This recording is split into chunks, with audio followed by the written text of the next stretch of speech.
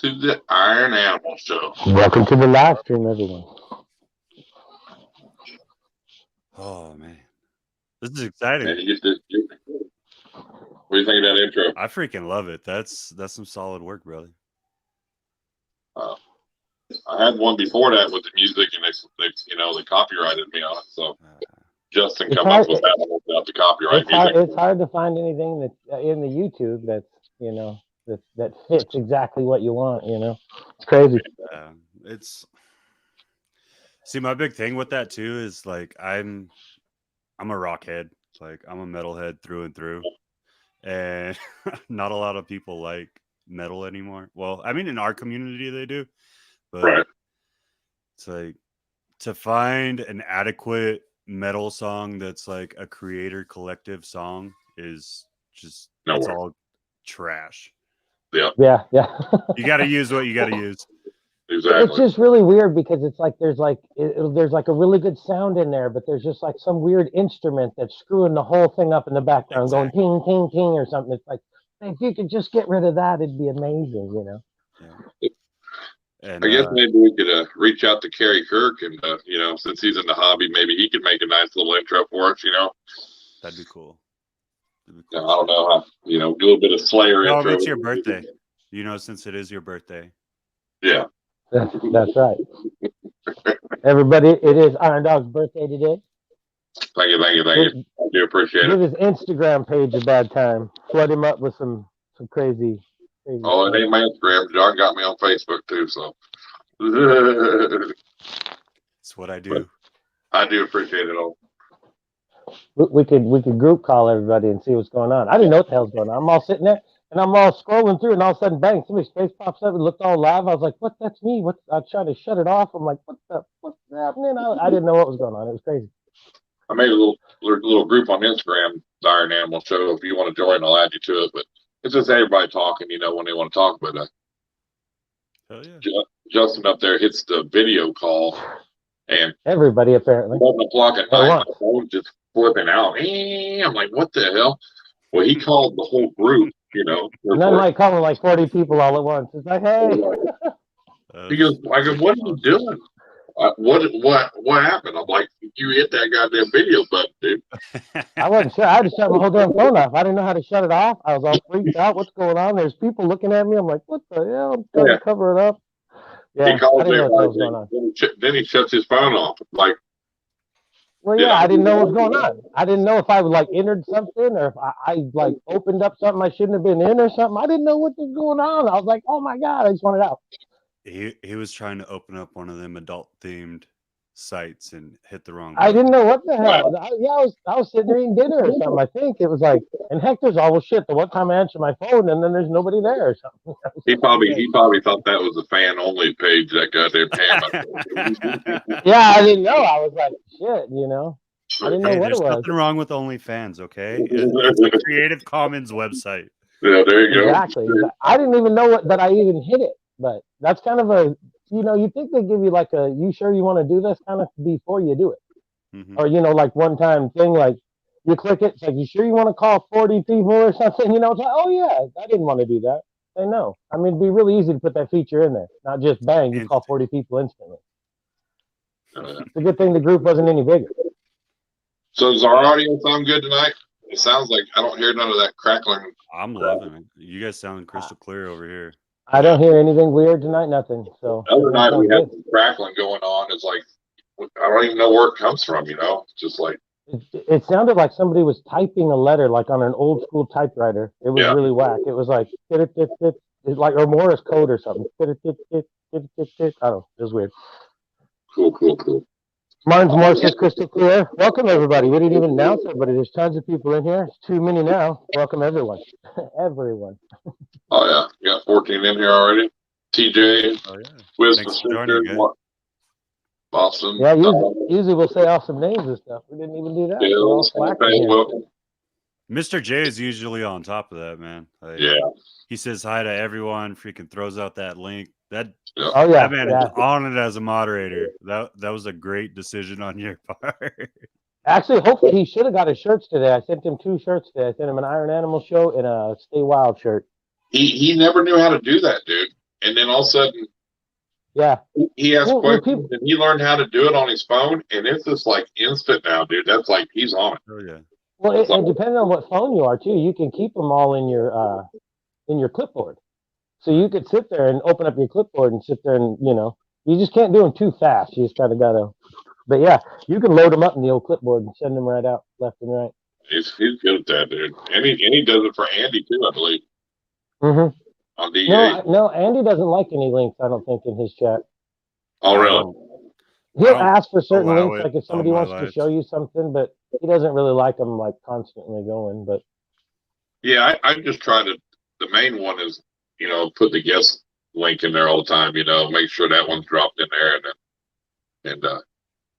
and I scroll at the bottom of the screen. We got to help John get to 1,000 subscribers. He ain't too far away. I appreciate that, guys. when I was doing it, go ahead. I'm sorry, Justin. No, go ahead. Go ahead.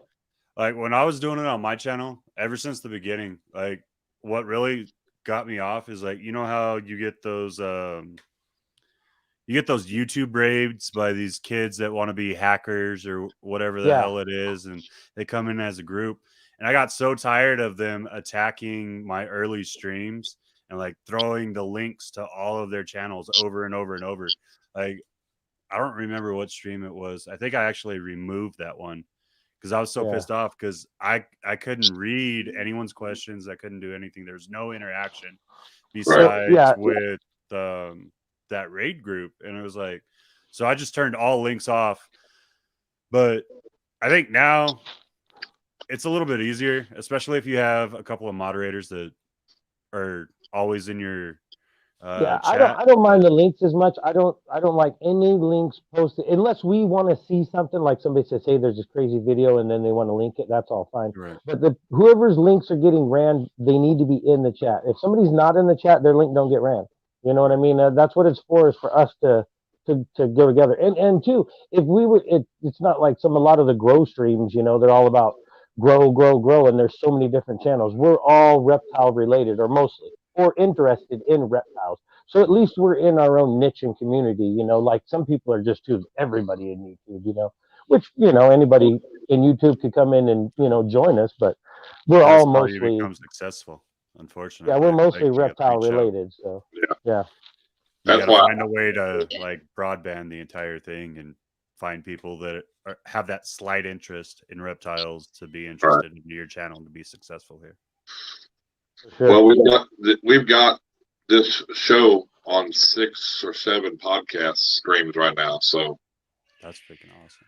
Do they get any view counts for any of that stuff? Can you look at the analytics and all that kind of like you can YouTube? It started with the very first live stream. We've got over 12 views already on it when I put on, but I'm added in a couple of other ones. But I mean, it's just getting out there. It's on Spotify. I put it in iTunes. Podcast, hey, it's got to be out there somewhere.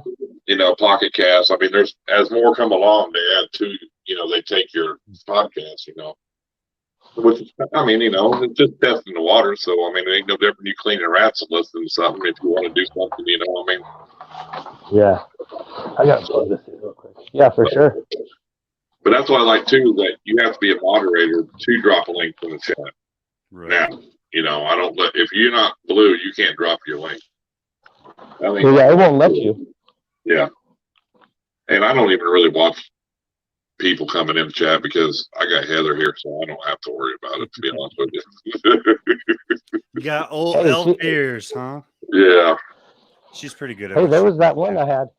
I had that one title or something, positive vibes only. Somebody come in and said something about being negative. Man, there was all kind of people over him right away. Like, get out then, get out. It was like, oh, look at that. They were on it, It was crazy. Now, I have had Kara Baskins and Joe Exotic come in here on a live stream before, so that was on Redstrom's live stream when we had him. Somebody said something. Oh, they go, this is our snake named Kara Baskins, and it's no lie. As soon as she said that, Joe Exotic popped up in chat. It was like instantly. I was like, where the hell did I think on my Tuesday show I had somebody coming in there that was Joe Exotic a couple times too. Yeah, that's funny as well. Yeah, that's crazy. So there's a few people in here. Some of you know you, John. Some of them don't. So why don't you do a little backstory? You tell them who you are. John Fealy'S Clutch. I guess you want the story on how I got into reptiles or just who I am? You can do the whole story, buddy, The if you whole want. thing. All right. You saw the whole thing? Whatever you want to do. Man. That's gonna be a long time. Well, I started. I'm just kidding. Well, it started when my mom and my dad met each other. Yeah, yeah. So I am on 17 years of working with reptiles, give or take. Yeah. I haven't kept my own collection that long. I've only been keeping my own reptiles. I kept reptiles for about a year and a half, 2 years, and then I lost my collection due to the heat in my house while I was away. And I swore off keeping reptiles for a long time and to kind of get over that. And then joined the military and met my wife. And I worked with reptiles the entire time, except for when I was deployed. And then, yeah, my wife made the smart comment one day that she kind of wanted a snake, and she saw the glimmer in my eye, and she's been screwed ever since because the snakes get my attention and the kids get my attention, and I give my wife attention too. But yeah, so that's basically what got us here.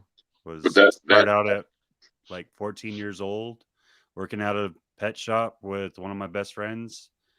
You guys might know her. Her name's Kim Paws from Island of Misfit Morphs, or if you've ever been to a NARBC show, she's usually one of the ladies that walks around during the auction. So Yeah, I know what you're talking about. Yeah. So you didn't know that when she mentioned that snake, and she knew you jumped on it, that one day that would come back to say, "Honey, I want to get some tarantulas." Oh, that's true. So to be honest, they're not even her tarantulas. They're my tarantulas now. Like at this point, Nice. I keep my own tarantulas. Like I feed them, I water them, I clean their enclosures, I do what I got to do.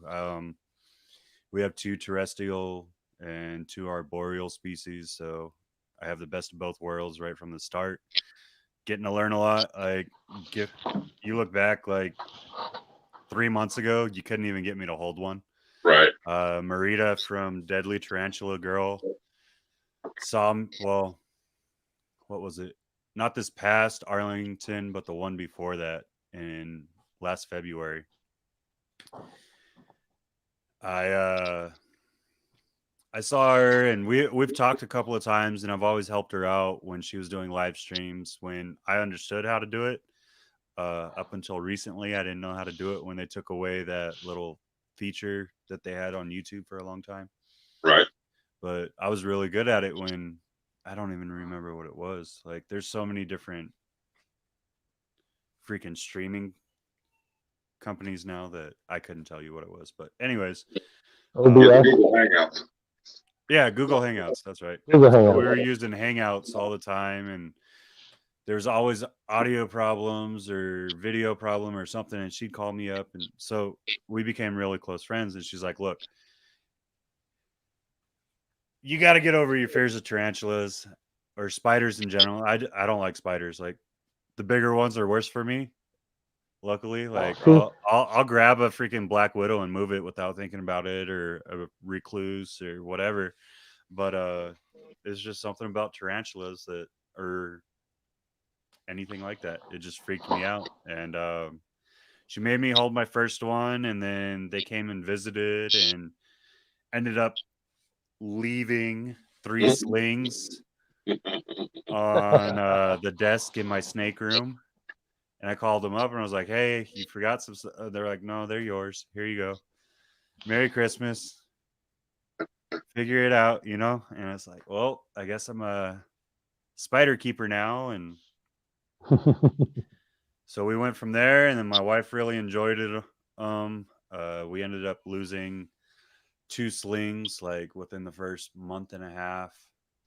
And then they ended up giving us the mom that those slings came from. So we have a full grown, and then that 1 sling still. And then we got, at this last Arlington, we picked up a sling, and like subadult adult. Nice. Viculera. So, and they're pretty cool, man. Like it's taken me a long time, but having to deal with them and like having to handle them and do the stuff that I need to keep those spiders like in proper. Lord, I forgot the word. I have noise canceling headphones on, and I can hear my kids in the living room throwing me off. Sorry.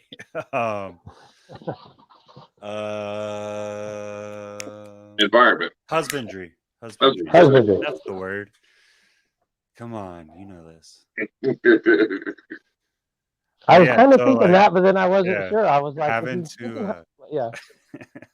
having to take care of their husbandry and do all that. You have to handle them. Like there's no way around it.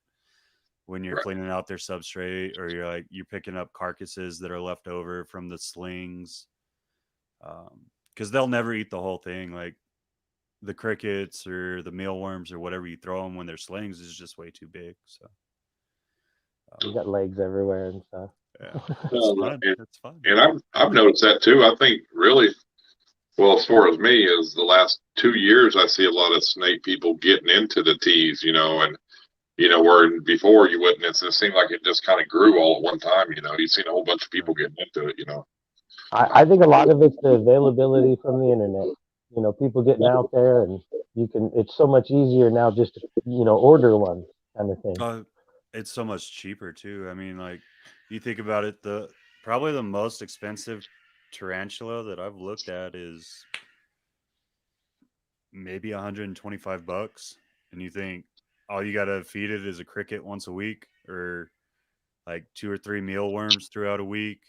You're looking at maybe 15 cents to feed your animal per week versus that $1.50, $4, depending on what you're doing. You know what I mean?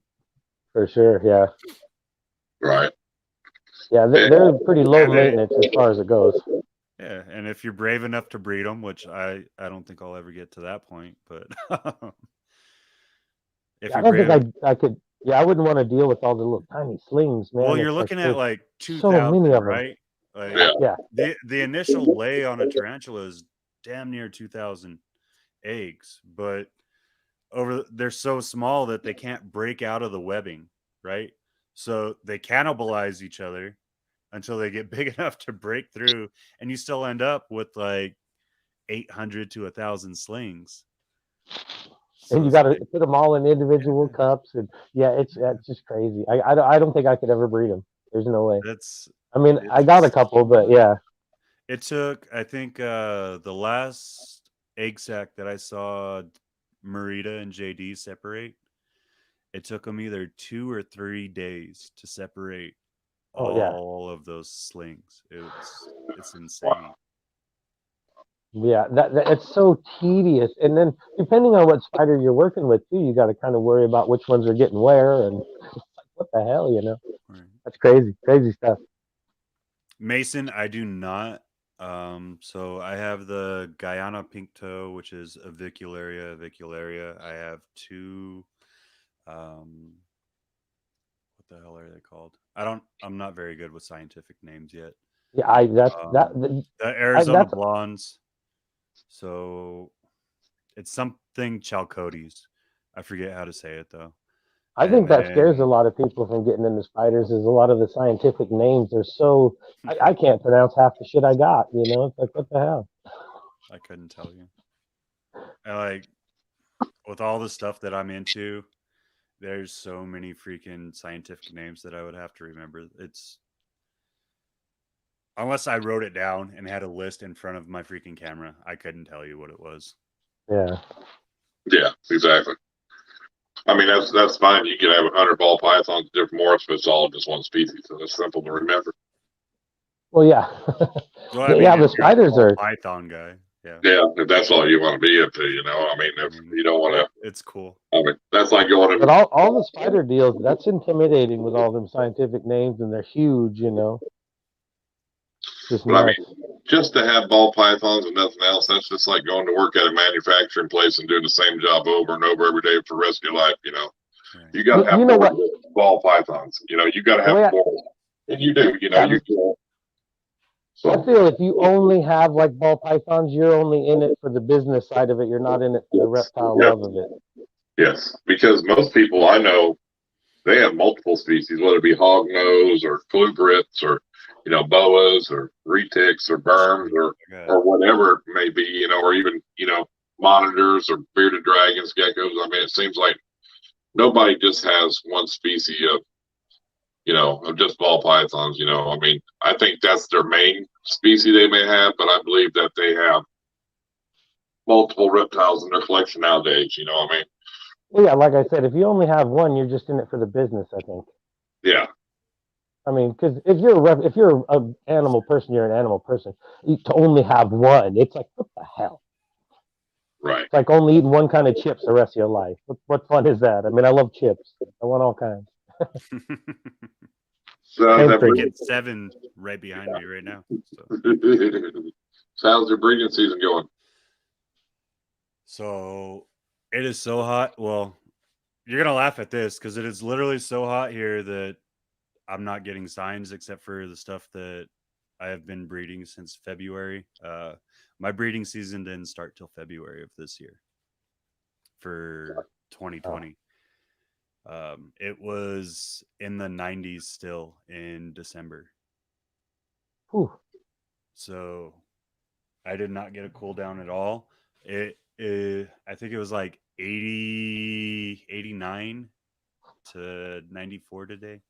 I don't know. It fluctuates like all over town. So whatever they put on like the weather channel is never accurate outside of my house. But so it's like 80 some degrees today. We have a massive cold front coming through and we're expecting snow tomorrow morning. So what was your temps today? It was high 80s. See, here it was, it's been raining all day and it's been about 40, but it's been dropping. So we're looking at freezing rain tonight and rain for the next 2 or 3 days. So yeah, we were 40 something all day. Yeah. So, but yeah, the other day it was 87 and then the next day it was 43. It's like, what the hell, you know? Yeah. That's what's about to happen tomorrow. So what I'm going to do tomorrow is like set up the house for hopefully winter and hopefully we don't get back up to 90 degrees. Otherwise the snake room's going to get real hot, real freaking quick. But right. Yeah. See, that's crazy. Like we're usually at like 80, like mid 80s to high 70s from mid-November through January. And then it'll drop down a little bit more once January hits. So, and we had a pretty warm winter last year too. I thought, but yeah. Well, people are saying this year is going to be bad. But that rain, it's good for pairing right now with all this rain coming, you know. So, well, I'm still waiting to find out too, because so I have that one clutch that I know my yellow belly is gonna freaking lay like probably first to second week of December. But now I have 2 other girls that I thought absorbed their follicles because I had a temperature spike and they're starting to lay on their side. And they both just shed. So I don't know if it's an ovulation or if it's a pre-lay shed or what the hell's going on. But I wasn't seeing any sign. I didn't feel follicles in them anymore. And now all of a sudden they're showing all the signs again. So I thought I was only getting 1 clutch and it looks like there's a possibility for 3 potentially now. Well, that's awesome. Nice. Hell yeah. Long Did you awaited. see that the grow guy had a question for you? Long awaited. What's that? The grow guy said he was going to ask you a question through text or whatever or something. He said he had a question. He'd been I That's see been bugging him? Yeah. He had been when I asked a question I've been bugging Chris with all day now through text. Oh, and bugging Chris. Yeah, I know he's like last night he bought a pinstripe male off of me this year, and he's wanting I think he's wanting a good female to put to it, you know, and that's just one of them things that, I mean, Banana, you know, Mojave, GHI, Lesser, you know, or a combo of any of them, you know what I'm saying? The GHI, Mojave, you get to be, I mean, you can do anything with pinstripe, you know what I mean? For sure. They putting So pinstripe into GHI and clown right now is crazy. Yeah. And it's a single gene. Yeah, it's just a pinstripe. So he could put it to, you know, even if you got a, like an inchy pastel, I mean, chance of lemon blast or different, you know, I mean, there's all kinds of stuff you can get with it, you know. It's just, depending on what, I mean, you know, if it was, I look at stuff more, he's not a breeder, you know, he's not into it, you know, he just has a few snakes. He's wanting to breed a pair for himself. So he's not into like what we're looking at. I need this because I'm gonna look at the market to see what's good, you know, because I want to produce something. Maybe not just because I want to produce it, but I also want to, you know, maybe something that I don't want to hit normals or try to hit, you know, more of a better chance of getting, you know, different odds, you know, variables. So, but I mean, to me, I told him I think if he really wanted something nice, a banana. You know, banana pinstripes are nice. I think that would be a good investment, you know, if we want to go that route, you know. For sure. And they'd be easy to get rid of if he wanted to get rid of a few too, you know. I mean, that's kind of the way I was looking at it, you know. But yeah, there's been some crazy stuff coming out with the pinstripe. Looks good. But I couldn't just give him one gene. I had to give him like 10 because it's got to, you got to, you know, here's what you could use or a combo of any. You're fueling that addiction right now. Yeah, you know. He's setting up future deals. Yeah, exactly. So but, there's nothing wrong with that. That's the way you stay successful. Yeah, exactly. So what's your opinions on ball pythons, John? There's nothing wrong with them, man. Like I knew that question was gonna come. Like, I appreciate them for what they are. It's a great learning animal. It's probably one of the hardiest animals as far as reptiles to keep for a beginner. It's really hard to mess up with them. Very true. Like, yeah. The demeanor of them's just so rock-like that like if you find a way to get a ball python defensive to where it'll strike at you every time, I'll be very surprised. Yeah, you've done something really, really wrong. Yeah. Well, to be fair, I do have one that is regularly defensive, but I also know his background. You know what I mean? Like I got him at 1.5 years, and because of all the other animals that I have, he doesn't get that 2 to 3 hours attention every day that he used to get. So he's starting to fall back into his ways of being a little bit more defensive, which is fine. Right. I mean,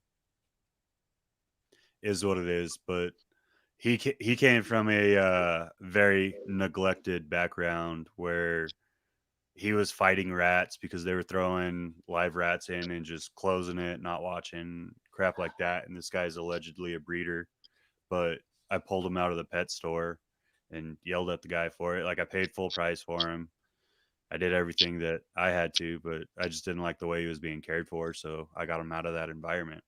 For sure. That's the worst. So I definitely understand if someone can show me that, but you can't tell me that like a normal baby born and just kept in racks or kept in a tank and given regular enrichment is going to be super defensive like that. It doesn't happen. Right. Yeah. No, they are very durable, you know, just they're bulletproof almost. I mean, as far as it goes, I mean, they can live in shit conditions even for a long time. It's like they're so hardy. It's crazy. They thrive out of that, unfortunately. Like, and that's what makes a beginner a lazy keeper. That is the one downfall of a ball python is it can literally make that beginner reptile yeah. keeper lazy because they will literally thrive through almost anything. Yeah, that's true. That's true. Yeah, because they're built, if they don't have food for 9 months, they can live throughout it, with no big deal. So it's like, and then if you get somebody who's taking advantage of that, yeah, that's crazy. I like the way you worded that. Hey, Jeremy, which retics are you talking about, brother? But I mean, it's true. I mean, if you've got a ball python and you've got a retic, and you don't handle that ball python for a month, you're going to more likely be okay. You can get it out. You're going to feel the head hit you. It's not like you're going to feel the teeth. It's not going to like you. But the retic you don't handle very often. It gets real defensive, So it becomes a fun game. And if you haven't seen a full-grown retic that hates humans, go on to Cusco's channel and go about 1.5 years back to where he still had Grumpy. And I forget the name of that video. I want to say it's handling a grumpy snake. And it's me handling Grumpy without any tools. Well, I mean, I had a snake hook and the lid of a trash can for a little bit, but like as far as like the lid of a trash can, I was in a t-shirt and I was in shorts. Like if that 16-foot retic had gotten a hold of me, there was no stopping anything. Like most people that handle it are wearing bite-proof gloves, like multiple layers. I literally got out of the car and handled that freaking snake. And there's only been 3 people, well, 2 people besides myself that have handled that snake in that manner. And that's the snake's owner, which was Garrett Hartle. Yep. And it was on breeder loan to Brian Cusco at the time. And then Riley Jimison, who was on my channel last week. Yep. We are the only 3 people that have ever handled that pied retic without any protective gear. And it's mean. I mean, Brian tried to do it one time, full gear. I mean, helmet, gloves, vest, and it hit him. I mean, it come at him. I mean, it just I mean, I am not proud of this, but I'm glad my reflexes are still as fast as they are because I literally hit that snake in the neck. It had me. Like it was gonna get my arm. And with my other arm, I freaking like hit it right in the neck. And even after watching that, like I felt super terrible about it. But Garrett got a hold of me afterwards and he's like, dude, with how gentle you handled that snake with the way it is, like I'm a fan now. I don't care what you do. And it's amazing to get that kind, because Garrett's been in retics for forever. So to say that I handled it that well and I was super gentle and he wouldn't have been is kind of a accomplishment in and of itself. For sure. You got the gentle ninja snap. Get out of here. Yeah, Mason, that was funny. He had his little jacket and helmet. Yeah. Jeremy wants to know how many retics you have now. So I am up to 3 mainlands currently. I have 2 more that are about to head this way. And then I have 1 super dwarf. Yeah. Nice. What's your super dwarf? What is it? It's a tiger, 100% het pied, 50% het albino, Kalatoa, and it's 40%. Nice. It's crazy how in the super dwarfs they get that shit down to like it's like 22% or something. They're just crazy percentages. And it was a freaking steal. It was one that went up at the Arlington auction, and I forget. I think it was like me and 1 other person. I know Miguel jumped in on it like right off the bat, but then he did his thing, and then there's another retic person there.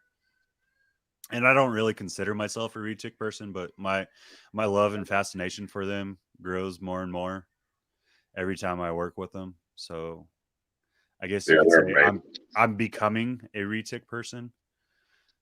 But yeah, it went on to a bidding war for a little while. I think its retail was supposed to be like $300 or $350, and I ended up pulling it at like, I think like 250, 300. So I don't remember. I was a couple beers deep. I'm not gonna lie. I was just holding my hand up. It's all good. Yeah. I'll Well, take it. between that and the silent auctions, I think I dropped like $600, $700 at the auction that night. So, but that's what it's about. I mean, that's what I enjoy. They take care of us, so we got to take care of them. Exactly. For sure. Where did all my hair go? My kids, nah. I have like really bad dermatitis and psoriasis, and the medicine couldn't get to it. So I used to have like super long hair, like it was beyond my shoulders. I kept the side shaved, but the top was literally beyond my shoulders, and I just couldn't get the medicine where it needed to go, and I wasn't sleeping because it was so freaking itchy, so I just shaved it all off. It's easier. Oh yeah. So if I remember, I heard on your podcast, you used to be kind of a skater, huh? I was, yes. Skater. I basically lived on a skateboard for 4 or 5 years. Like that's all I did. I was jumping fences to places I wasn't supposed to be, skating the spot for like half an hour to an hour, jumping the fence again. I've been put in handcuffs a couple of times before for it, but never actually got taken to jail. Somehow I always talk my way out of it. So, well, I think I heard you talk that way, Riley about some stairwell or something you jumped or whatever. So there's this YMCA outside of Ontario, California, right? And they have this little auditorium area, and there's only about 7 seats on that auditorium. So it was either 7 or 10. I can't remember exactly. But basically, we always called it an oversized 10 stair, which basically means it's probably closer to the equivalent of like a 15-step staircase. And I've been riding with my buddies out there when I lived out, because I lived in Ontario for like 3 months the summer after my senior year. And I'm riding around with my buddies, and I'm freaking like landing everything that I'm trying. So you get that stupid boost of confidence, and you're like, fuck yeah, I'm going to do this. I'm going to fucking do it. I can do it. Adrenaline is key. Exactly. And I go and I fucking full send it. And I over rotate because I was doing a double kickflip, and then I was trying to do a 360. And I went a little bit over the 360, and I ended up landing sideways with my board and then going straight down in the concrete with my knees and going to the hospital right after. Pretty fun. He saw pretty fun.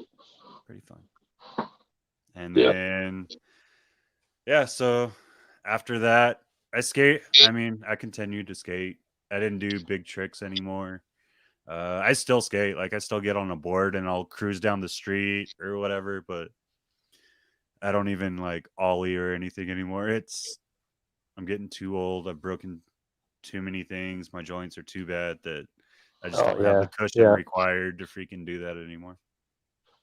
For sure. I'm the same way about dirt bike, and I got rid of my dirt bike. Like, man, I'm tired of, it takes longer and longer and longer to feel better after that shit. It's fun, but well, that's the problem. Like I replaced my skateboard with motorcycles. So yeah. And I've gone down a few times on motorcycles too, and it's just like every time you do it, it takes a little bit longer to heal. Mm-hmm. For sure, it is. It's a fun time though. Oh yeah, yeah. That's why you gotta be drunk, and then you're limber, and you don't get hurt as bad. You know what I mean? Oh, that's the worst on a motorcycle, man. Liquid courage Chris is just the told me to worst. drink and ride. Holy shit! No, I'm just Yeah, playing. yeah. It's okay now. Well, I used to have a buddy. We called him Bam Bam. You know, he was about 6'5", blonde hair, and he built motorcycles, custom bikes. You know, and he'd always come to the bar, you know, and hang out, and he would just get drunk, dude. You know, and he'd say, "Irondogg, come help me get on my bike." And it's the only guy I'd help, dude. I mean, you know, custom fucking motorcycle. I'd help him get on that bike. He'd start it, dude, and then he'd pull right up to the bar with his front wheel against the building and just burn out, dude. I mean, just smoke the whole bar out. Then he'd turn around, I'd follow him. Hey, he never swerved. He drove straight as an arrow. It was like as soon as he got on that thing, he was just straight sober. Hey, I'd never seen him swerve enough. It was unbelievable. I mean, I've never seen nobody like that, you know. Yeah. But There's something about it's just that was, you know, his whole lifetime was bikes, dude, since he was just a little kid, you know what I'm saying? But there's something about getting on that bike, like regardless of how this is gonna sound bad. Don't drink and drive. Yeah. Don't drink and ride. Don't do any of that stupid shit. But I'm not gonna say that I haven't done it. You know what I mean? Right. Back in my younger days, and before my family, I definitely did some really stupid shit. But there's something about it that kind of sobers you, I guess. And I've never been like a sports bike guy or a dirt bike guy. I've always been a cruiser or freaking bagger guy. Like I don't even like dynos. I love Harleys, but I don't even like dynos because they're just not big enough for me. But doing 100+ on a bike, and it's just kind of sobering. I don't know what it is. It's kind of. Well, I mean, when you're cruising on a Harley, though, I mean, really, and a lot of people don't get it. 100 miles an hour, you're just cruising. I mean, you're just thinking 100 miles, but I mean, that's just cruising, dude. You know. But that's the difference when you're on a dirt bike. I can set my cruise control and I'm doing 100 miles an hour. And yeah, exactly. I mean, see, dirt bike is totally opposite. See, you could be doing like 35 down the road. You have a little bit of liquid courage, you're doing like 80 down that same road. So it just kind of helps you, I think, go a little faster. What'd you do? Like, what size dirt bikes did you do? Were you like 450? 450? Well, the last one I had was a 2013 RMZ 450. Is the last one I sold. But yeah, liquid courage on a dirt bike is. Whew, it does bring your scale up. I mean, you could jump 10 feet, but by the end of the day, you're jumping 30. You know, it kind of thing. Liquid courage in a dirt bike's a crazy deal.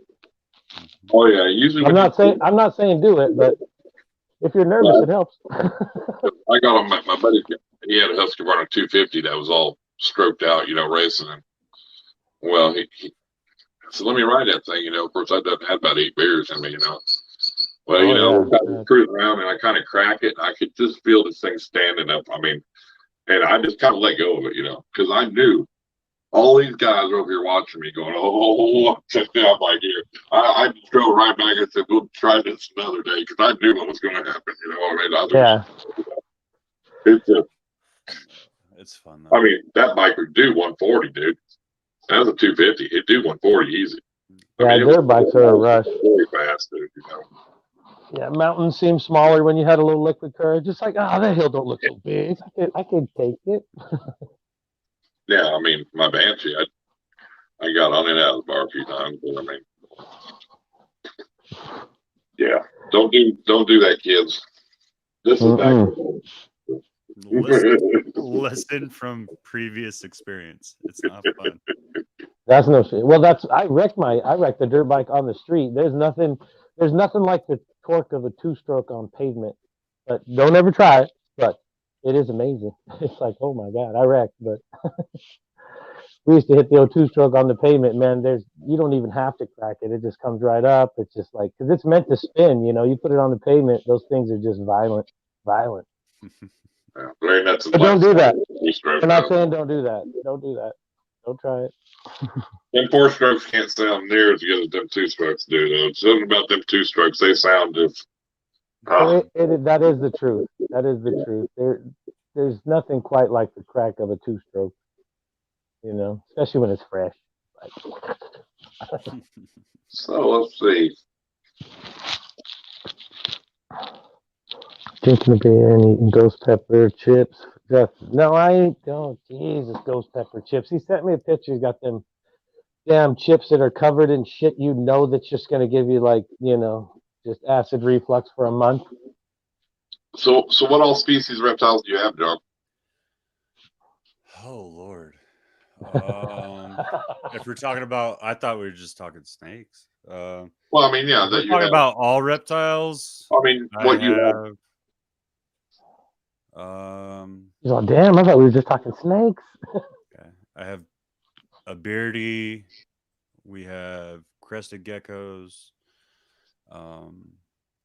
We're actually getting ready to get into chameleons because my wife really likes them. Cool. I just recently got into king snakes, specifically Mexican black king snakes. I'm actually trying to pick up a pair of females to start breeding those. Right. Yeah, I saw that. The girl guy. Can they hear me? Oh, I can hear someone. Yeah, my wife is just crazy. She come down here showing me her painting. She's out of control. Go ahead, show them the painting now.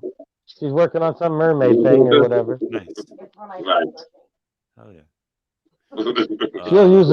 She usually pops up and, you know, Sooner or later. just craziness. Yeah. Uh-huh. Thanks for sharing. Thanks, babe. I have retics, obviously, both mainland and super dwarf. I did tell Irondogg on birthday.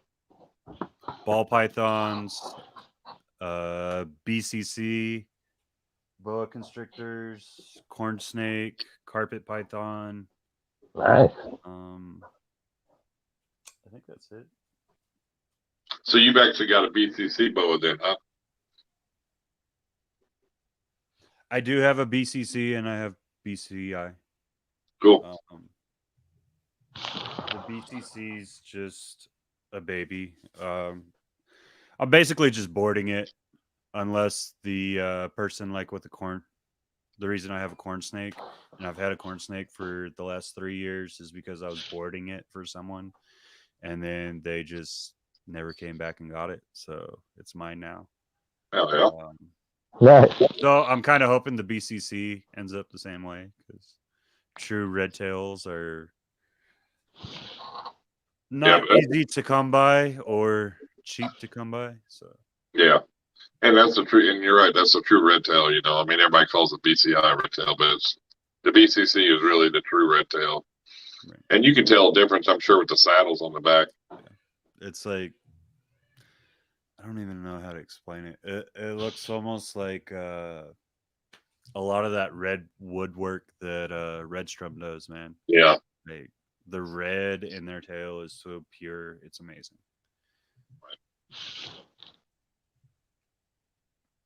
Yeah, see, Mike from Boston Boa, he's in here. He'll give you like. I couldn't tell you. It's not my snake.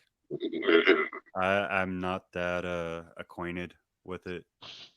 Right. So But I don't know all the fancy stuff. I guess that would lead me to my next question. So, if you could have any species of reptile, would you like to have? Legally or illegally?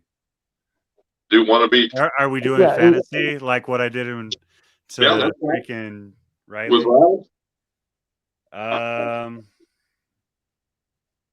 Fantasy world, probably a Komodo, because that's the apex of the apex. That is amazing. Yeah. There's nothing. I mean, you have crocodilians, but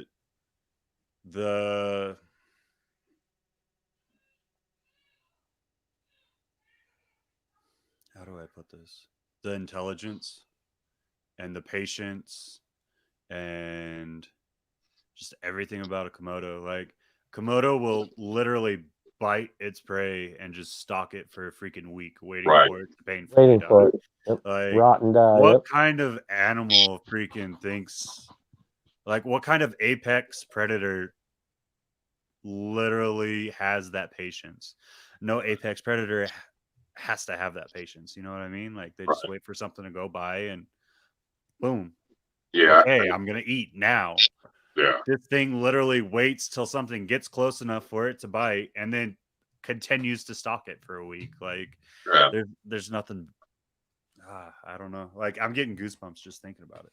But Yeah, I mean, if I couldn't have a Komodo, it'd be a Parente monitor, and you can't have them either because they're in Australia. But I mean, them two species right there are just amazing, you know. So. And then, as far as legally, oh man, that's it's kind of hard.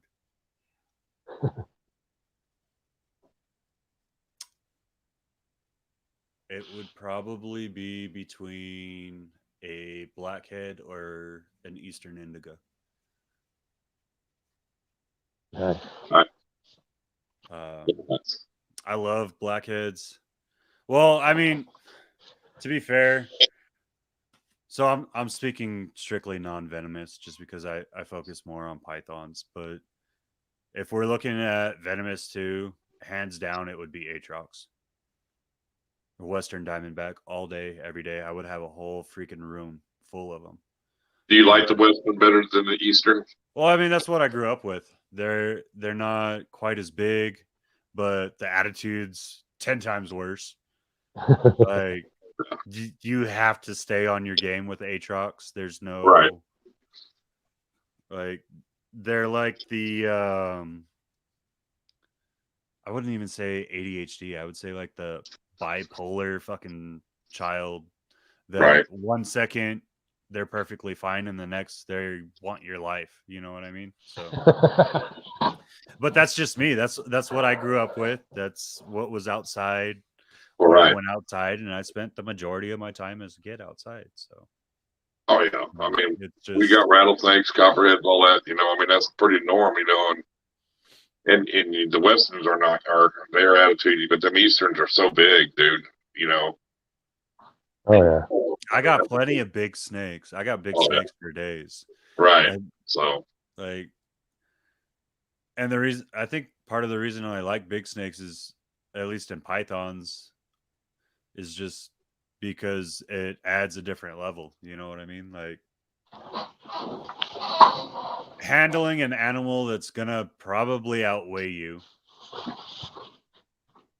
And now granted, I'm training my wife the same time that I'm learning, and like I'm training my kids really young while the retics are young, so that when they're older, we have multiple people. We'll be in the rooms. We'll never like once these retics are full grown, it won't be a one-person show. You just can't do it. But I don't care how puppy dog tame they are. It's a safety issue. Like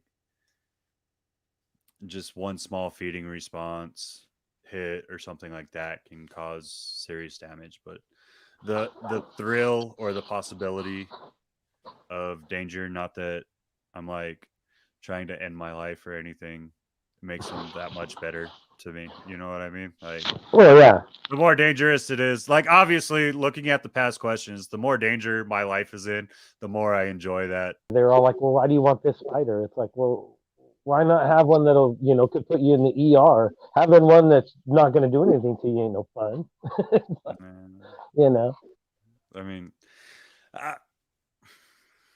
I mean, it's a pretty spider you got. He's got a goody blue sapphire.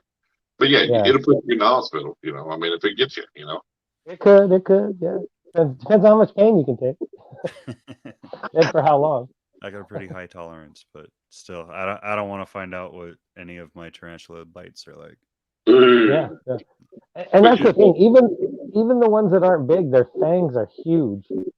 Even the ones that are just bee stings, they say for the bites, the fangs are like. You're really helping me so much right now, Justin. Thank you. Thank you so much. But I mean, it is true though.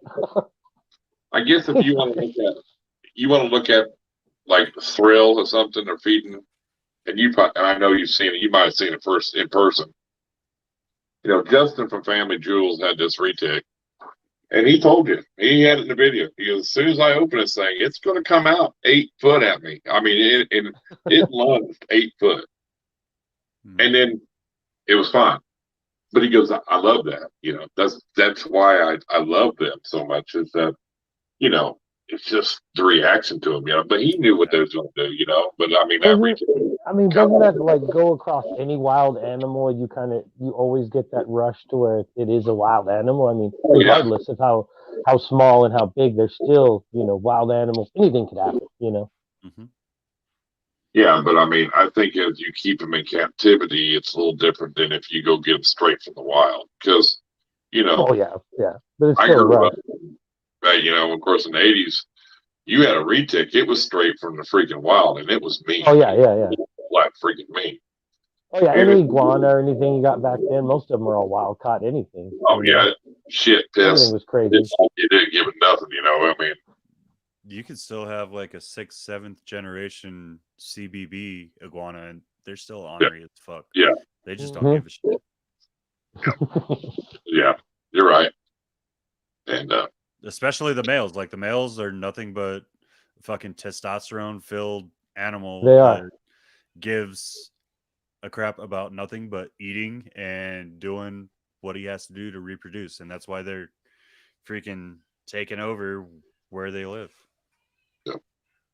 And, you know, that's why I tell everybody they see that purple phantom of mine, and he's just a puppy dog, dude.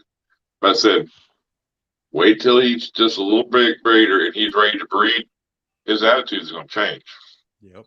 Because once they get in that breeding mode, dude, they have an attitude. But hopefully I'm trying to keep it down a little bit. But, I mean, I already know what to expect from them, you know. And a lot of people don't realize that their males just get honored, dude. You know what I mean?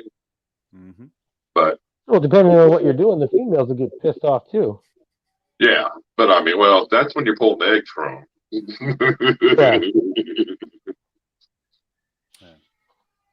So we had this conversation every night. So you've been around Brian. Oh, here we go. I knew this was coming. Which one? Well, I got to know because you got me thinking about this, so I got to know. Well, I think you should think about that on a lot of situations. It doesn't always happen that way. I get what you're saying, and I fully agree with that. But I want to know if he has a camera person. Who? Brian Kutzko. No, he does all of that himself. I never said he had a camera person. I just said if he's dealing with his big snakes, there's usually going to be somebody that knows what's going on. He puts it up on a tripod, and he sets it up. And the kids are upstairs and the wife is upstairs. And so he won't handle the big snakes unless someone's home. Exactly. See, that's all I said. He lets them know. Like, so he lets them know, hey, I'm about to handle snake. And then that's all I said. I didn't say he had a cameraman. I just said there's somebody in that house that knows what he's doing. He's never going to do it without somebody knowing. That's all I said. Right. It may look like he's doing it by himself, but somebody knows. All the camera work and everything he does, that's literally all Brian. Yeah, I didn't say necessarily he had a cameraman. I just said somebody has to know what he's doing. I mean, seriously, with his camera stuff, you would think he had a camera guy. I agree with you. Well, yeah, because he's that good. But I was saying only people I think really that's home when he handles will be his wife. Mm-hmm.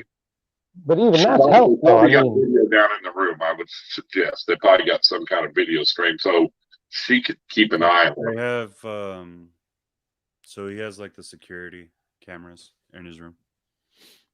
Yeah, because you got to remember with him, and especially being linked to Freedom Breeder, if he did something like on camera that wasn't quote supposed to be done, he could like mess with people's reputation. So it's not like he's just gonna wing it and chance the fact that. I mean, he's sponsored and like he works for Freedom Breeder, but at the end of the day, Freedom Breeder's its own company, you know, like they could pull that sponsorship anytime they wanted, but with all he does for them, I don't see it happening. And they've given him kind of free reign on, like, they're not going to control his channel. That's the one thing you're not going to do with Brian. You're not going to control what he puts out. Yeah, it was in any aspect, but is what the big deal was like, you know, if somebody was around. But the topic was, you know, like, because we are YouTube creators, you know, just because it appears one way doesn't necessarily mean it's always that way. He may look alone, but somebody knows what he's doing. So it's not. It's Right. kind of different, you know. It's not Yeah, like he's so winging it. like, Because he does have more of a reputation to withhold by, you know, if he was winging it, he could damage his reputation more than if somebody else was winging it, you know. Right. That's why I said there's got to be somebody who knows what he's doing. And that's why I said, I mean, I would handle my retics by myself, but I would make sure, you know, there might be somebody here in another room you'd never see. You know, Yeah. I mean, I just ain't gonna on a whim say, hey, I'm getting a 60 retic out, and I'm not even gonna trust like Dr. Thick. You know, he has a guy like a phone call away or whatever. You need to have somebody there. You need to have somebody in your house, because that phone call, or even, and I'm sure he does too, but I just know that I've seen some of his videos him trying to get some of his snakes when they're pissed off, man.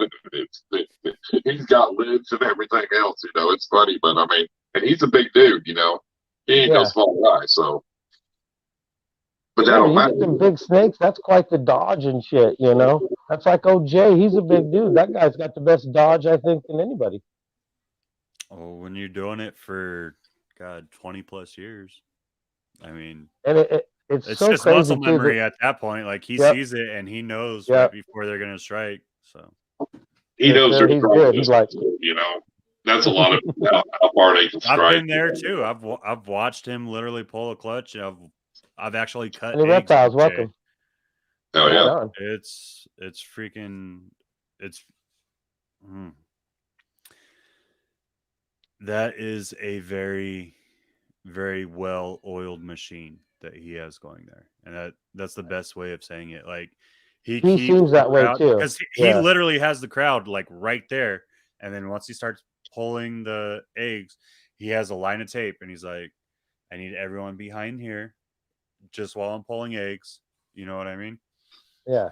And he'll do it. And he always keeps the snake's attention on him. He doesn't let it wander to the crowd, which the liability on that place has to be like humongous. Because unreal. If any of those females turned around, it would be pegging off a little kid. But all it takes a little kid to run up on accident, you know. Well, the little kids are the ones that are right up front, so they can see. You know what I mean? Yeah. And he does such a good job of maintaining that female's attention. Like even his employees that are walking behind him, if you pay attention in the videos, that snake, he finds a way to keep their attention the whole time, even when someone's moving around him. Like he knows how to lock in that snake's attention so that there's not a lot of people can do it the way he does. Exactly. It's amazing. Like it is such a he's like the Muhammad Ali in the snake world. That guy's got such a well-oiled machine over there that he's got such good crew too with him that, you know, if he needs somebody to be on that other side to help him, you know, I mean he's got it down to just a science, dude, you know.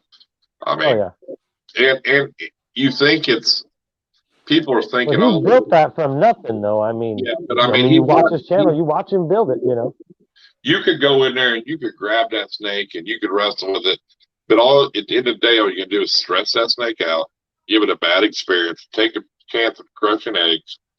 You know, he knows how to do it the right way. You know, and that's the biggest thing. It's not to stress him out because.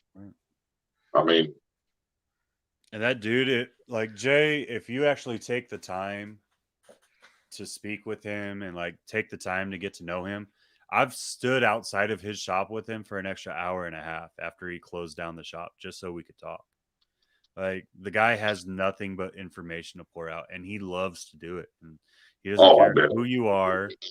He's like, I was a nobody the first time I went to Prehistoric Pets. You know what I mean? Like I may have had like 100, 200 people subscribed by the time I went to Prehistoric Pets the first time. And the dude like let me do whatever the hell I wanted. He took time in his video to spotlight me visiting when he didn't have to. You know what I mean? Like I'm a freaking nobody. And not that these guys are like freaking rock stars or anything, you know what I mean? Like They're They are human to beings us. too, but they are to us. You know, Yeah, exactly. Like they exactly. are to us. So it like getting that time and that attention and that affection from somebody that you look up to is huge, and that's something that you're not going to Very get huge. in every hobby. Exactly. So Exactly. the fact that people that have literally made this their life are willing to do that to individuals, and like it's just amazing. Like a lot of people have had a lot of bad words to say about Jay, and I don't agree with everything that he does, but my love for that man, because of the way that he treats every individual, is unbreakable. Like you couldn't tell me something about Jay and make me turn on him. Oh, Yeah, for sure. for sure. No, For sure. no, he was right in there when I first started YouTube and animals and all, or not first time in animals, but just getting back into it with the YouTube scene. His videos are right there with everybody else's. You know, he's a wealth full of knowledge. You know. Yeah, and the love for his animals alone, and I mean, just you know, you can see he does so much with people. With the monitors is unreal. The connection he has, you can tell that's not from just owning an animal. You The have to put alligators. in time with that animal. Yeah, it's just unreal. Right. That's awesome. So where are you wanting to take? Where are you wanting to be in the hobby in a few years, John? Or are you still wanting to still focus on maybe doing educational, or have you kind of come away from that a little bit? Or? COVID has literally like I'll be right thrown back. a triple layer wall in front of my education process. It is what it is. So just to get into the schools for the first place, I have to have a $2 million liability insurance. And, Is that just for is that a Texas thing, or is that everywhere? Yeah, that's a Texas thing. And while it's really not that much, I'm not gonna pay for it if I can't do it. Right. Like with everything being online right now, and I could do it online. Like there's ways of doing it. I know Cusco does it for renowned reptiles. I know there's like Gundy does it. Gundy's actually gotten lucky and been able to start doing stuff in person again. Thank God. Like that man's wealth of knowledge is amazing. But like there's people that are transitioning it to a like over the computer, and I just don't have that, man. Like my vlogs and the stuff that I do on YouTube, I can hold energy for that. But the thing about a show that really excites me, like an education show that really excites me, is seeing that twinkle in the kid's eye, or like watching that fear escape that adult, and not being able to see that firsthand just kind of pulls everything out of it. You know what I mean? So right now it's at a standstill. Once this election is done and they figure out what they're doing with COVID, that's my way of saying my beliefs without saying my beliefs. Yeah. If you don't like it, I'm sorry. Not really, but I'll say sorry. Sorry, not sorry. Yeah, pretty much. But basically, after they figure out how to deal with COVID in the most logical sense and we return to a somewhat normal lifestyle, I'm going to pick it back up. I am actually on my YouTube channel trying to create more of a educational video once a week, and then doing like a funny family vlog or just regular vlog once a week, and then starting to do a live now that I have the equipment and we're figuring everything out. Trying to do a live once a week. So we'll be doing 3 videos a week. There was a long time where I didn't post. And then there was a long time where I was like, hey, I'm going to do this educational video. And I didn't sit down and I didn't set it up. And I'm a very, like, I have to do my steps and I have to write everything out. And I have to, like, if you saw I what get that way went sometimes. behind, like, I shoot from the hip as far as the information, but like, as far as setting up, saying, okay, like, for this video, like tomorrow coming out, I have a video on Lord, what? I just brain You're the only one that farted knows. bad. Brain farted really bad. Keeping them separate. Quarantine. Quarantine. Yes, thank you. So, beer bad, John. So I'm setting up a video for tomorrow for quarantine, right? And before I did it, I started looking. Like I know most of the basic reasons why we do it, right? Right. And I could have made a video on just that, but I decided since I'm trying to make it a more educational on Tuesdays, I want to actually really dive in and say like, okay, so we quarantine for this, but this is the reason and kind of the cause and effect. You know what I mean?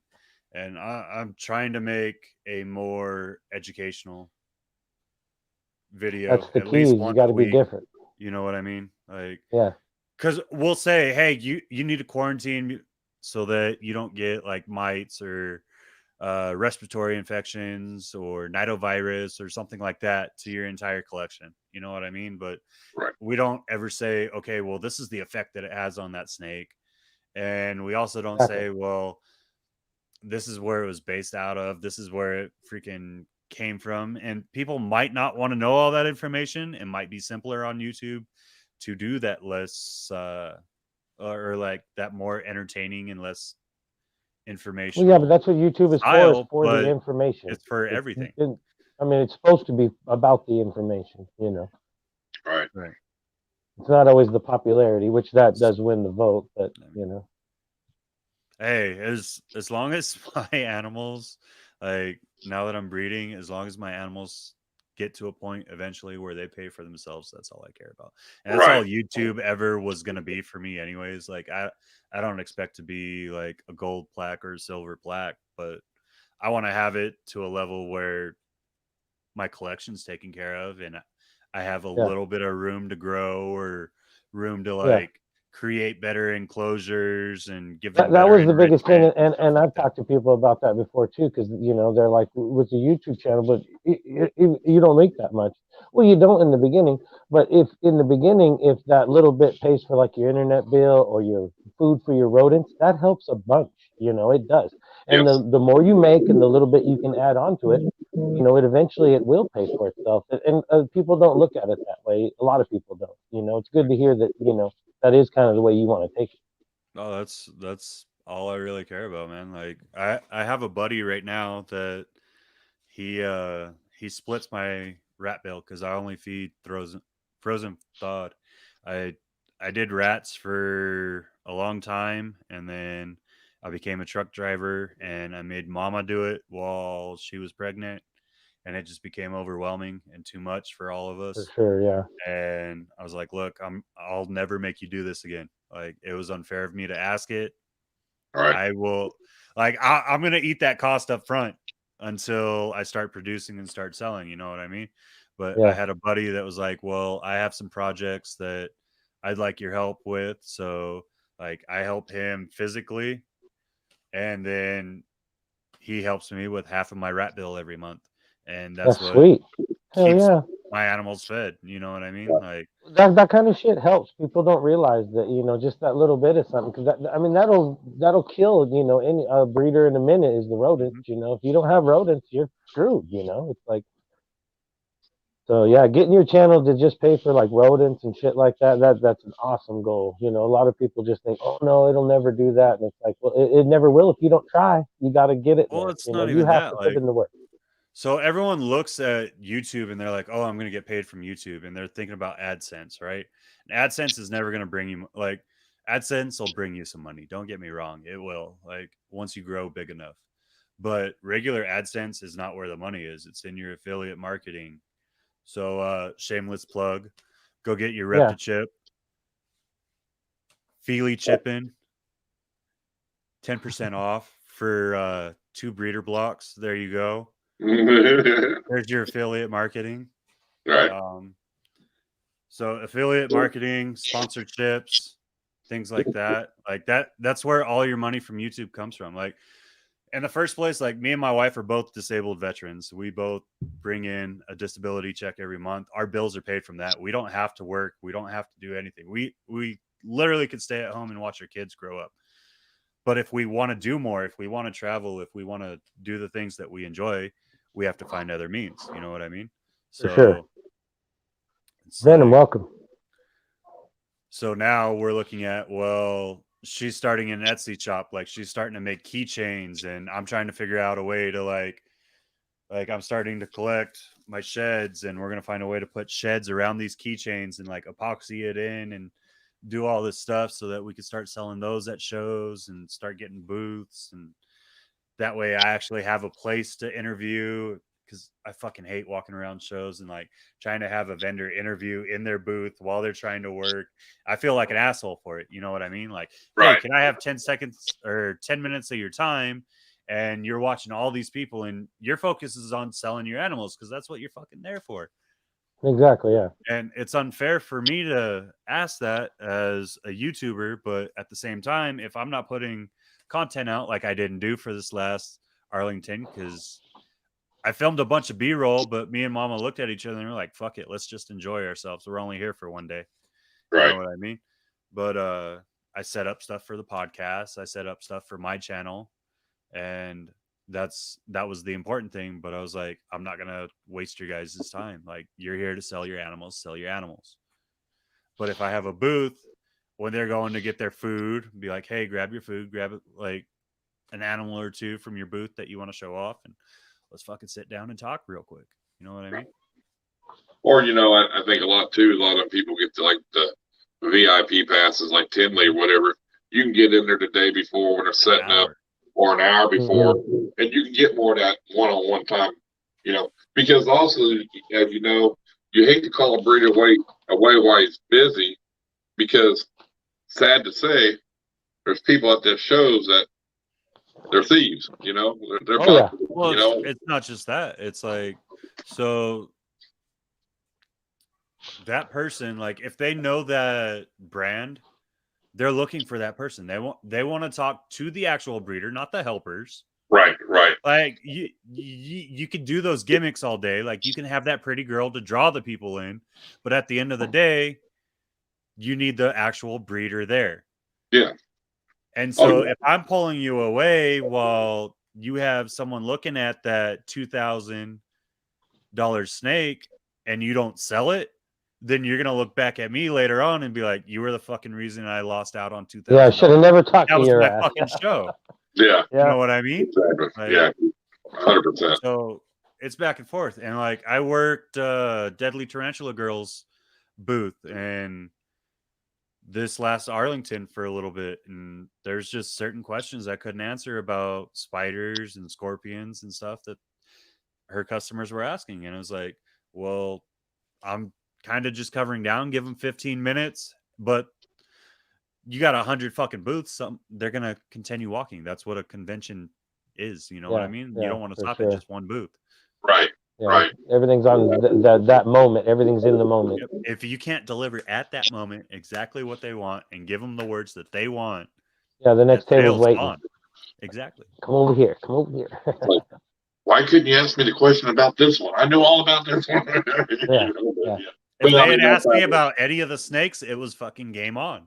Right. But, and 3/4 of their table at that show was ball pythons or king snakes or stuff that I knew about. Right. I could have spat information out all fucking day. Quit now. No. Everyone asked about the tarantulas and the stuff that I yeah, didn't know exactly. about, which is, I mean, it's cool. It was a great learning experience, and I can now say that I have like 2 hours worth of fucking vending experience, and I've learned from it. But it's like, can you tell me about the spider? It's like it's got 8 legs. Big. It's got 8 legs, and I fucking hate it. What do you want? It's do you want to buy it or not? It's $100. It's the first time bred in the U.S. And that's basically what I was telling you. It's either going to be potent venom or it's going to spit hairs. One of the two. Right.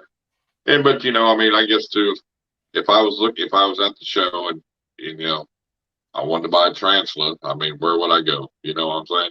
I mean, she wouldn't be the first person I would think I'd go to for a ball python, just in my head. You know, not Well, saying they her hate and her stuff. husband literally. Not saying they have bad stuff. Don't get me wrong, but I associate her Gotcha. with deadly tarantulas. You know, that's where I'd Yeah, be like for first sure. place. You Yeah. know, I 100% understand that, but they literally have their hands in everything. Yeah. Everything. Like their love for this, and that's why we started our podcast, was they were looking for a partner, but their love for animals and what they do is just, it's so far beyond just tarantulas or ball pythons or retics or whatever. Their hands are literally in every type of animal, like from mammals to reptiles to amphibians to invertebrates, anything you can think of. Like it's amazing.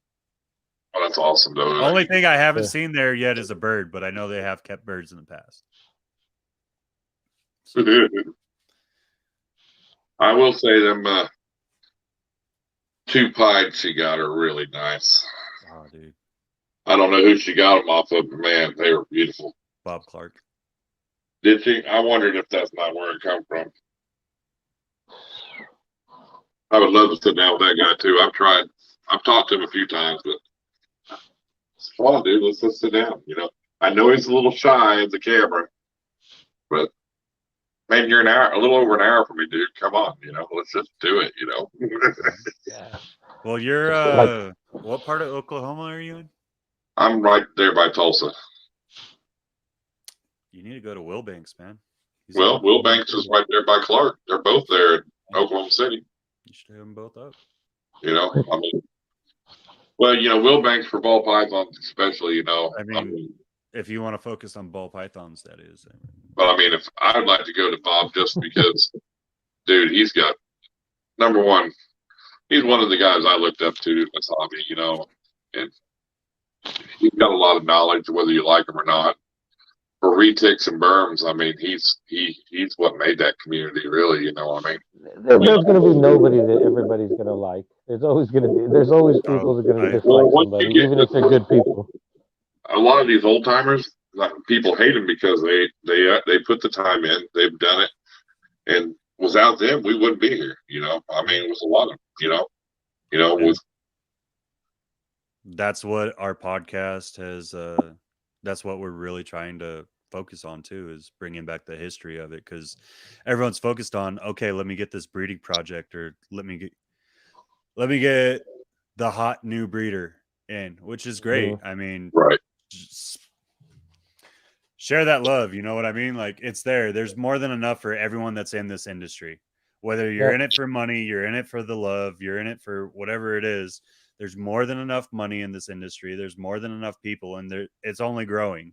Like, if you're getting scared because of everything that's happening, look at freaking Morph Market right now. The prices have gone up on Morph Market. Mm-hmm. The number of breeders have gone up exponentially. Oh yeah.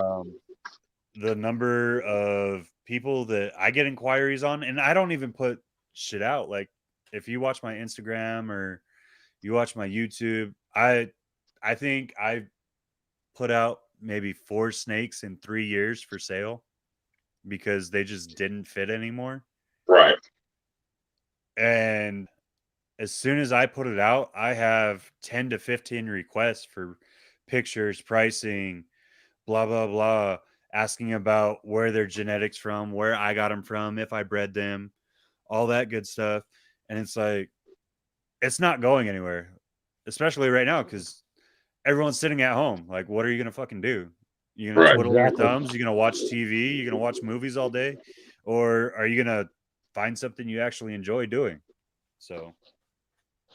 And while we're here, I think it's cool too, what the way where you're focusing on your podcast is with a lot of the older guys that started this, which is, if you got the connection to do that, man, that's awesome, because man, that's something I'll be tuning in to listen to, because I mean, that's, you know, just to get the people to talk to you, number one, is a big thing. But you know, like, we focused on just the smaller breeders and new upcomers. because everybody wants to talk to JKR and all these other people. I want to talk to these new people. Oh, I'm talking well beyond that. Like I'm talking Crutchfield, Call. Right. I know like you that. are. Like people that don't even want to be in front of cameras. Like for Right. Crutchfield, they've Crutchfield agreed to do a video or a podcast or whatever, but the connection's so bad down where he is that we can't do it the way that you and me do it right now. Right. We literally we have to make that relationship with him before we go down there and literally drive down and be in this man's living room or in his multiple buildings of reptiles. You know what I mean? Like, and to build that relationship or that foundation is just, it's amazing to have that opportunity. But oh, for we've sure. had just this year, we've had I think it's 2 or 3 legends that really helped start this industry. They've passed away. There's knowledge that'll never be passed down now. There's Yes. stories that'll never be known. And so that's what our podcast is kind of focusing on. Like it's Awesome. not going to be an immediate thing, obviously, because we have to get that time in with them. We are in talks with a lot of people, but it's finding the time that works with them and finding a way for us to freaking travel to them or find time to make a connection like this, because a lot of those guys are older, man. They don't want to be on the internet at freaking 7 o'clock at night when the rest of us are on. You know what I mean? Someone didn't want to be they'd on the rather be internet in at their all. snake room doing their shit. Or unless you Sure. Sean Bradley. But you know, And Sean Bradley's a special special deal, though. guy. Like Sean and Chris, there's such a drive for the content that they put out between those two men when Oh, they man. do it, that there's just something special about both of them.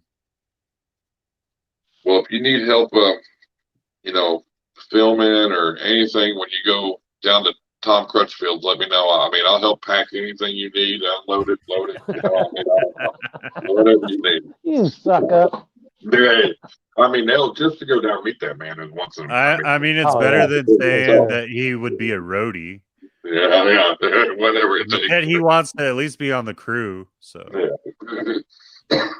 Well, just to get to meet him is just, you know, awesome Yeah. enough, you know what I'm saying? And then to be able to, I mean, that man has got so much knowledge to do that, you know, he's been through everything. I mean, Well, yeah, and you can tell when he speaks been- too that you should listen. He's just got that about him, you know.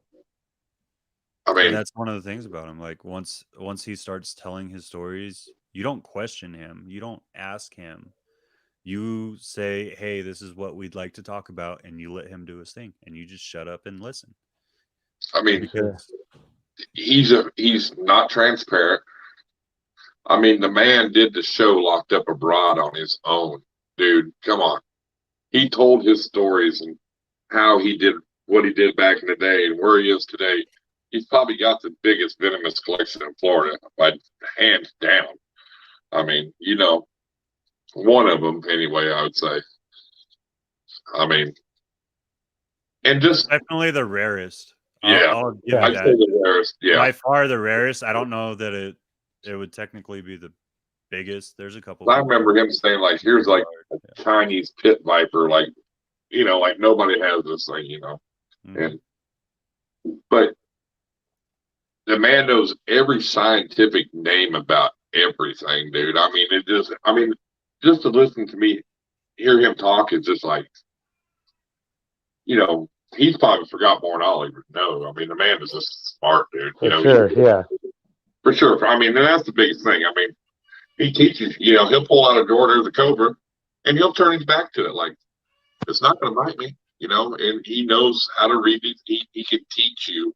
But like you said, just be quiet, let him tell you and teach you. And, you know, because he's going to be that guy that if you interrupt him, he's probably going to put you right in your fucking place, you know. He's not even going to do that. He's just going to be like, all right. He does speak his done. mind for sure. Yeah, exactly. If you don't want to learn, there's no reason to be there. Yeah. And that's Exactly. the mindset, and that's great. That's the way I think more people should be. But I agree. I grew up with more of a grandparent teaching than a parent teaching. So, like my generation and the generation after me with my wife, there's a lot of differences. You know what I mean? So it's like I was always told, you shut up and you do things the hard way and don't look for the quick fucking fix on things. Whereas like you get into my parents' generation, they were taught that way, but they started getting technology and Right.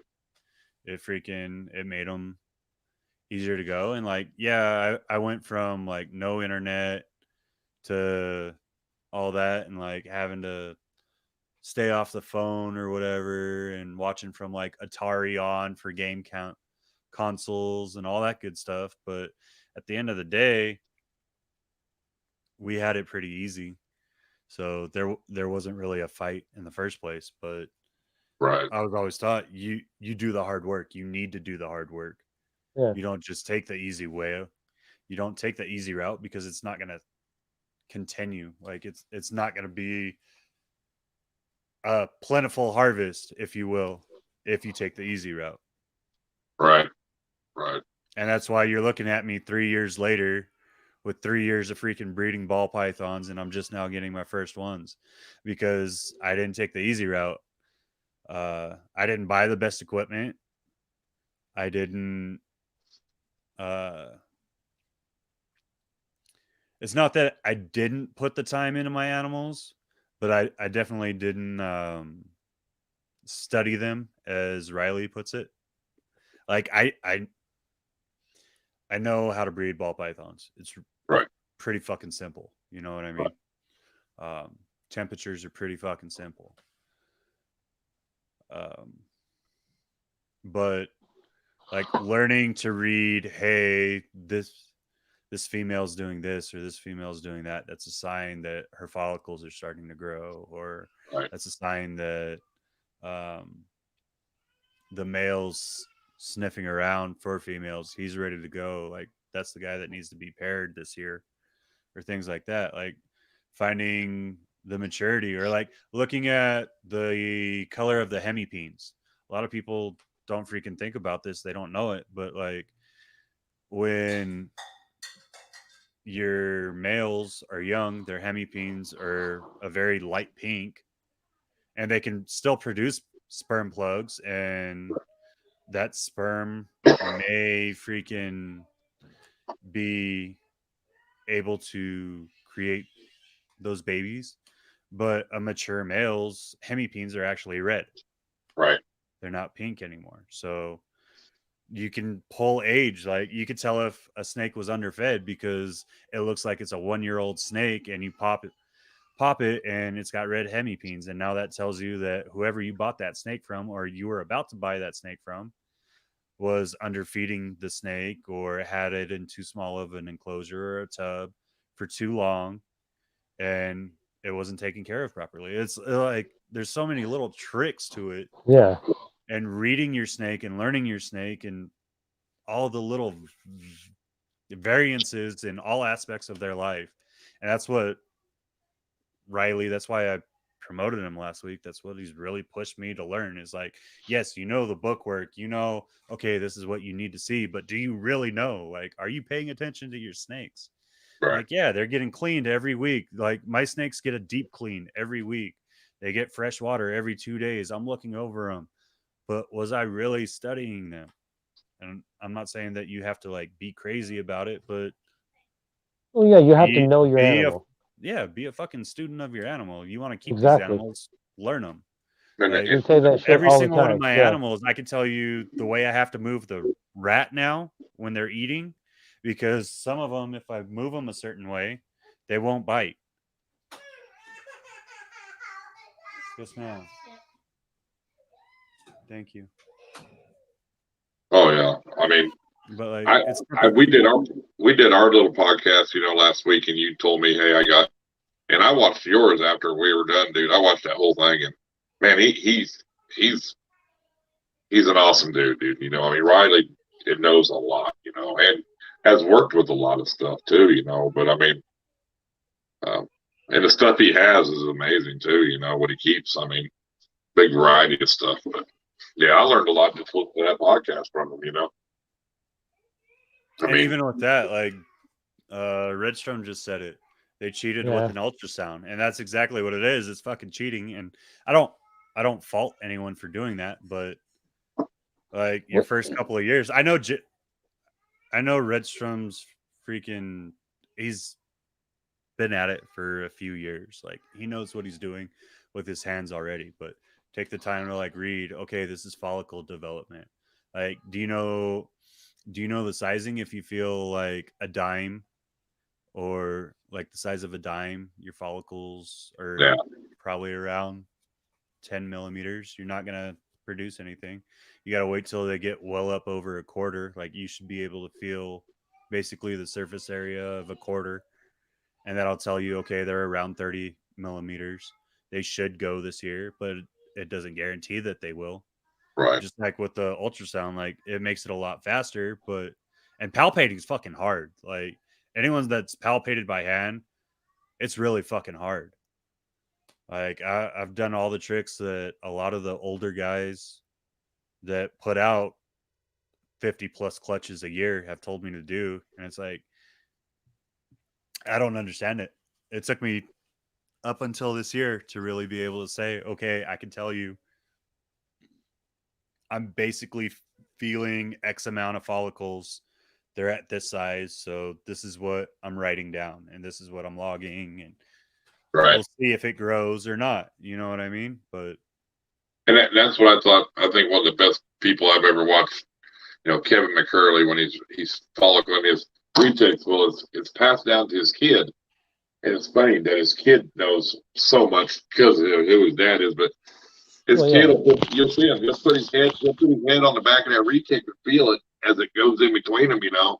And he knows how to palpate that. He can tell you everything about, you know, at a young age, because dad, of course, dad was Kevin, but I mean, still for him to learn that knowledge like that, you know, because they use ultrasounds too. Any big collector or breeder does, because I mean, it's just you have so many snakes, but to be able to do it without that too, though, that's big, you know. And to teach your kid that way first before ever doing an ultrasound, you know, that's the way it should be.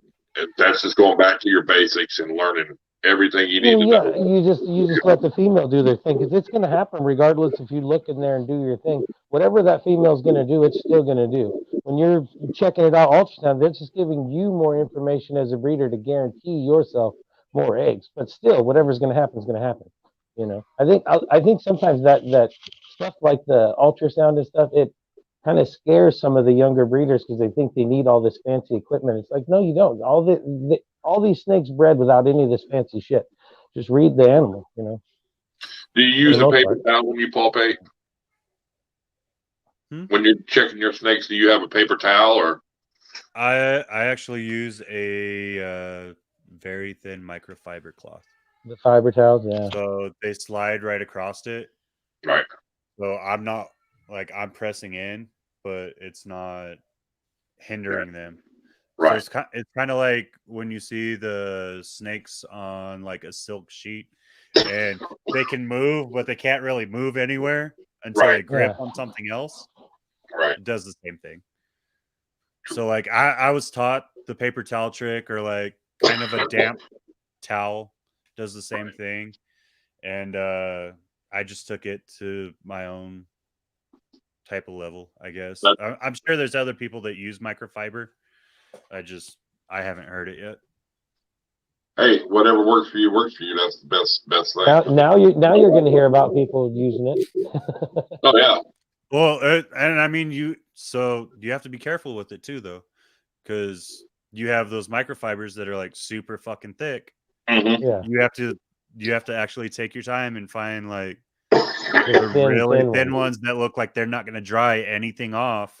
Right. And you just let them run across that, and you can feel it. But like even with paper towels, man, I I couldn't feel it personally. And part of my problem is like I'm trying to learn it by feel, but I have nerve damage really bad, and they call it partial paralysis. Like I have full movement, I have full strength, but I don't have full sensation in my fingers. Like I could be, if I'm not watching what I'm doing with my hands, I'll drop stuff all the time without thinking about it. Like if I'm holding a water bottle or a glass or something, because besides my beer mug that you see, like if you watch, I pay attention while I'm drinking from it and putting it down. I have to, because I will literally drop that thing. That's the only literal piece of glass that I drink out of. Everything else is plastic, just in case I drop it. Wow. But Crazy. That's probably why I Makes it a have little such a more hard difficult, yeah. time. Yeah, that's probably why I have such a hard time palpating follicles too, is I just don't have full sensation in my hands. Welcome, Daniel. Yeah, Heather says the pillowcase works good too. I'll have to try that one out, Heather. Well, that's like Jason being colorblind, you know, and he's trying to figure out all these damn morphs. That's got to be rough. Everything's exanthic. You're good. Yeah. Yeah, and you know, that's it. like James, you know, his wife knows a lot about ball pythons and you know, the different stuff, and she knows how to feel a lot of that too, which helps when you got somebody that you both can team together and double check each other, you know. For sure. And that's kind of the great thing about what they use too, is like all the morphs that they're involved in, a lot of it is really varied in pattern.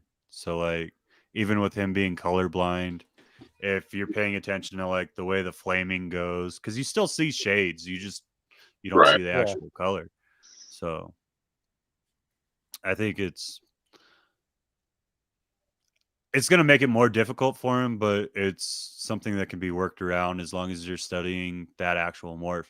And that's actually something that I saw on one of my reptile groups today. They're like, how do you know these morphs? And I was like, there's over 150 fucking morphs of ball pythons. Like, I don't think very many people know exactly how to spot every single morph.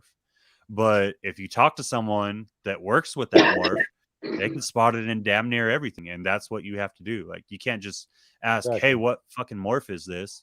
Right. Find someone that works with what you think it is and be like, hey, is this what I think it is? Or am I fucking wrong? Am I an idiot? Like, it's okay. Learn. Right. Exactly. That's the thing. I think people just got to understand it's okay to be wrong. You know what I mean? You know, no, you can't be wrong. This is the internet. You can't be wrong. Right. Exactly. Wow. This is the internet. But I mean, that's where this whole, you know, growing the community and be able to take a little feedback, you know, is good, you know, because if you can't, then why you in it? Exactly. You know, that's like YouTube, you know, even if you have a video. Something else, you know what I mean? Or if you're afraid of being wrong, why are you trying to be a breeder? Just because you got into snakes doesn't mean you have to be a breeder. Exactly. Well, and two, you know, when you're throwing out a video about a subject and you're not quite exactly sure what's going on, somebody in the comments is going to tell you. And if you take that comment and learn from it, why not put out that video just so you can learn? You know, I put out videos just so I can get, you know, feedback. It's like, you know, if I'm kind of shady on something, I'll say it in the video. And I'm hoping somebody comments and says, hey, try it this way or do it this way so I can learn and, you know, grow from everybody, you know. And I'll put out content. I learn from people's content. It's all the circles, you know. Or you update that content. Like, exactly. That quarantine video that comes out tomorrow. I did a quarantine video 2 years ago. Yep. I didn't like it. It was actually, if I remember right, it was a streamed video on top of that. So it was a live video where I put out the information, and I didn't like the way that it was presented or the way that it appeared. So I was like, it's time to redo it. Right. Exactly. I tell people that too. Just put out the first video, no matter what it is. It's perfectly good excuse for an update. You know, it's like that's 2 videos instead of 1. You know, bonus. Oh, for sure. You know, and you know, I think a lot of people though, you know, it's good just to, I don't know, get reacquainted with something you might have not thought of for a while. You know, some people believe, well, if I quarantine it for say 30 days or 60 days, however long they want, but they bring another snake in that time, that quarantine starts all over again from that first animal. You know, I mean, a lot of people, I mean, you know, it's good to get that knowledge, because especially for new people now, because some people don't realize that, you know. Oh yeah, and we actual all say true that 60 quarantine days is crazy. 30, 60, 90, you know, 90. everybody got there. I mean, Minimum. really, I think it's supposed to be almost 120 days. It should be more, but it should be 90 minimum, because Yeah. there's multiple like respiratory infections that won't even present themselves for 90 days. Right. So you have a snake that's gonna infect your entire freaking collection, that because you didn't want to wait an extra month to put it with the rest of the collection, you now have thousands of dollars in vet bills, because each time you take, even if you only take one, like say you take that initial one, you got that minimum $45-50 fee just for being seen. Yeah, that's not the cheap. fact that it's an exotic, Yeah. just for being seen, you're looking at $50. Easy, And yeah. then you're looking at the fact that it's an exotic and it's not just any vet that can see it. You got a fee for that. You got a fee for the medication. And now, if you're like me, I got 36 snakes. So I now just had to buy 36 different doses of that medication. And I now have to spend a half hour per snake to freaking gas them with that medication through a humidifier or something. Like, just because you didn't want to wait 30 days longer than what you thought you should. It's not worth it. Now, have you watched any of Pac Python's videos? Of whose? Pac Python's. He just come out. Yeah, he's just come out here in the last few weeks. Mason seen it earlier about getting the netovirus in his collection, and he had he had snakes that were dying, and he tested every one of his animals, and he's got universities in his vet and everybody working with him now. Mm-hmm. But he come back and he only has 3 right now. But he's been putting videos out about every couple days. And he actually did a live, and he's trying to, Pac Pythons, trying to educate everybody on it a little bit more. You know what I mean? Sure. Answering a lot of questions that people have. It's pretty good information, actually, because a lot of people don't know about it. You know, and you know, I've heard stories like, if you've got 5 ball pythons, you've got it in your collection. You know, people say, you know, and I don't know the truth on that or not. To be fair, it didn't start in ball pythons. It got passed on to ball pythons from the freaking green tree python. And venomous have it too. Mm-hmm. But it was actually brought into the country, and that's how it started spreading throughout the trade, was through green tree pythons. See, those things are ornery in more ways than one. But he's got to the point now where he was talking about quarantine, like you're talking about. He never, on the same day, visits both his rooms.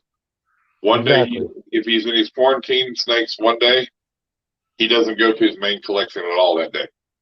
You know, I mean, and of course has, you know, you got paper towels there, you got here, you got everything double. But and then if he goes to his regular snakes, he doesn't go to his quarantine room that day, just to try to not enter, you know, which, you know, I mean, because people don't realize how actual, you know, a true quarantine, you can't just like go into one room and go into the other room the same day or any of that shit. If you're in the same clothes, especially for a mite or something, it's crazy. Well, if you ever went to a reptile show, come home and got in your garage and stripped down clothes and then go in the house?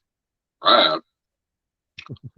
Just because passing certain tables, yeah. I'm not going to mention any names. But Yeah, exactly. I mean, it's just, I don't know if it's just OCD, you call it what it is. I don't know. It's just, Well, yeah, but that's how that's little, you know, I mean, all it takes is one of them little like mite buggers to get somewhere, and everybody's got one. You know, it's like it could be in the box lid, it could be anywhere. You know, to be picking fair, up something. you guys need to hold on. Let me find it. They're not cheap, I'll tell you that, but they're fucking worth it. I don't know if you guys use these. I use them on every hot shot pest strips. I keep one in every room. I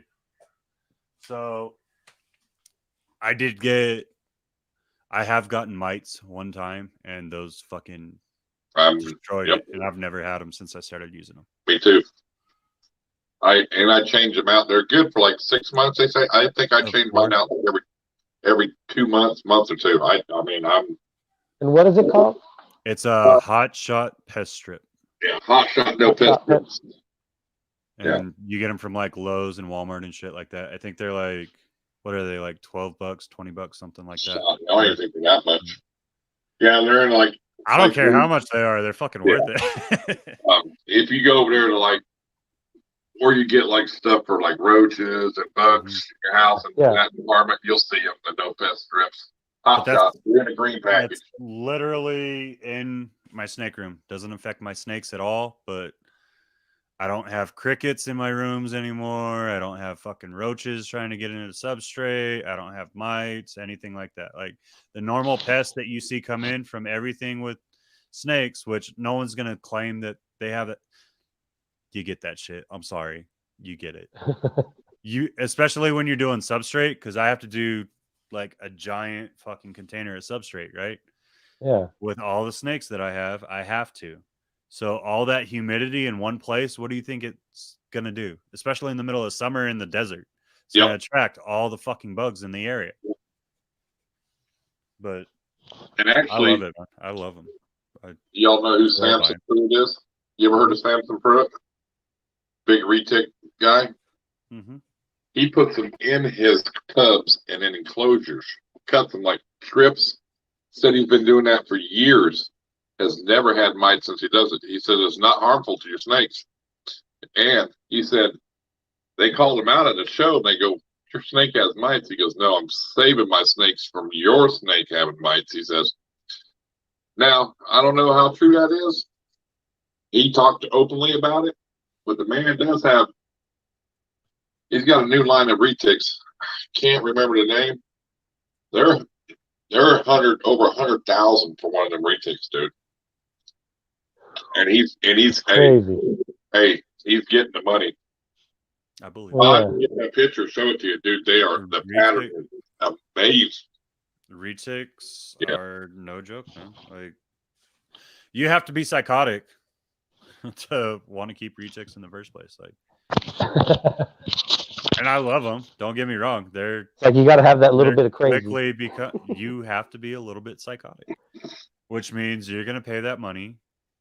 You're gonna do whatever you have to have what you want, but for sure you have to have a little bit of fucking brain problems. So that means here in about 2 years, mentally stable. So about 2 years, you'll be wanting me to send you one of them cows, huh? Nah. Actually, those two that I have on the way are cow producers, so I won't need them. Sorry, buddy. That's all right. But they're mainland. If you figure out how to put it into a super dwarf before I do, that's what I want to do. Because I only have the one super dwarf, and I'm not going to put tiger into it. So, right. Well, I mean, Garrett broke it down.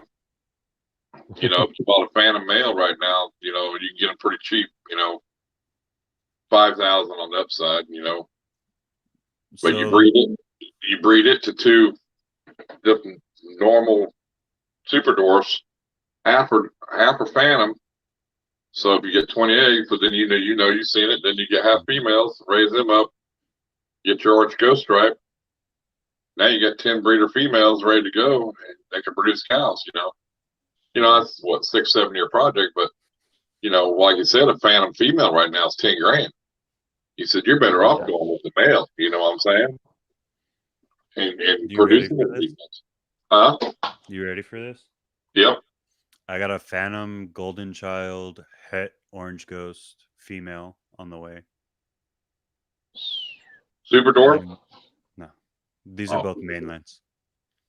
And then a golden child actual orange ghost stripe. So I'll have golden child cows eventually. Well, that's what I've got, the purple phantom, and now I've got the golden child, but they call her a black child because she's black. Hoping she'll prove the calico, hopefully. Orange ghost stripe. So nice. So yeah, that'd be some good looking. I mean, just to produce the cow. That's the one thing I promised my wife too, though, is like once the retics get that big, I am gonna probably breed them. Like I kept saying, no, there's no way. I'm gonna breed them, but I'm gonna limit myself. It's gonna happen. I'm gonna limit myself to one a year. Like I'm That wouldn't gonna be bad. pick a certain female on a project and say you're looking at 20 to 50 eggs, depending on the size of the female. So I feel like I know enough people in the industry. I'm close enough with enough people that I'm not gonna be keeping 50 babies and growing them up. They're gonna get moved. Yeah. But I'm only going to do that one a year because I also don't feel like there needs to be a shit ton of fucking retics all over the U.S. No, I don't either. While I'd love to have a shit ton in my house, there doesn't have to be a shit ton all over the U.S. Well, and like I've sold too, that's the only reason I haven't bought a bunch already is because I'm kind of to see what the walls are going to do. You know what I mean? Because I don't want to invest heavy into that side, and then now I got an option to get rid of them or move, or what I'm saying. You got to do your passion though, man. Like if you're passionate about the retics, you got to do the retics. If you're passionate about the ball pythons, you got to do the ball pythons.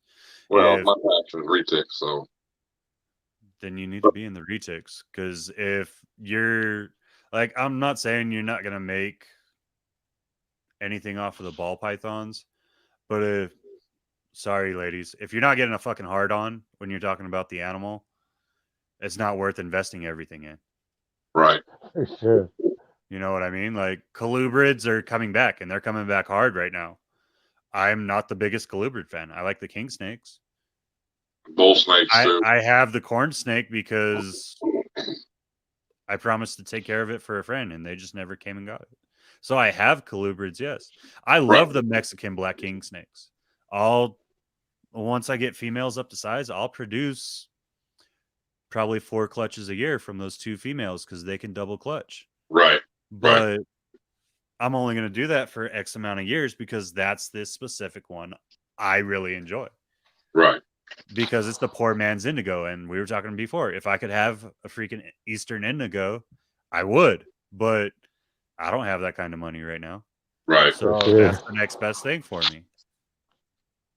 Oh, for sure. But whether it's super dwarf or whether it's mainland, if that's where your passion is, that's where you need to be.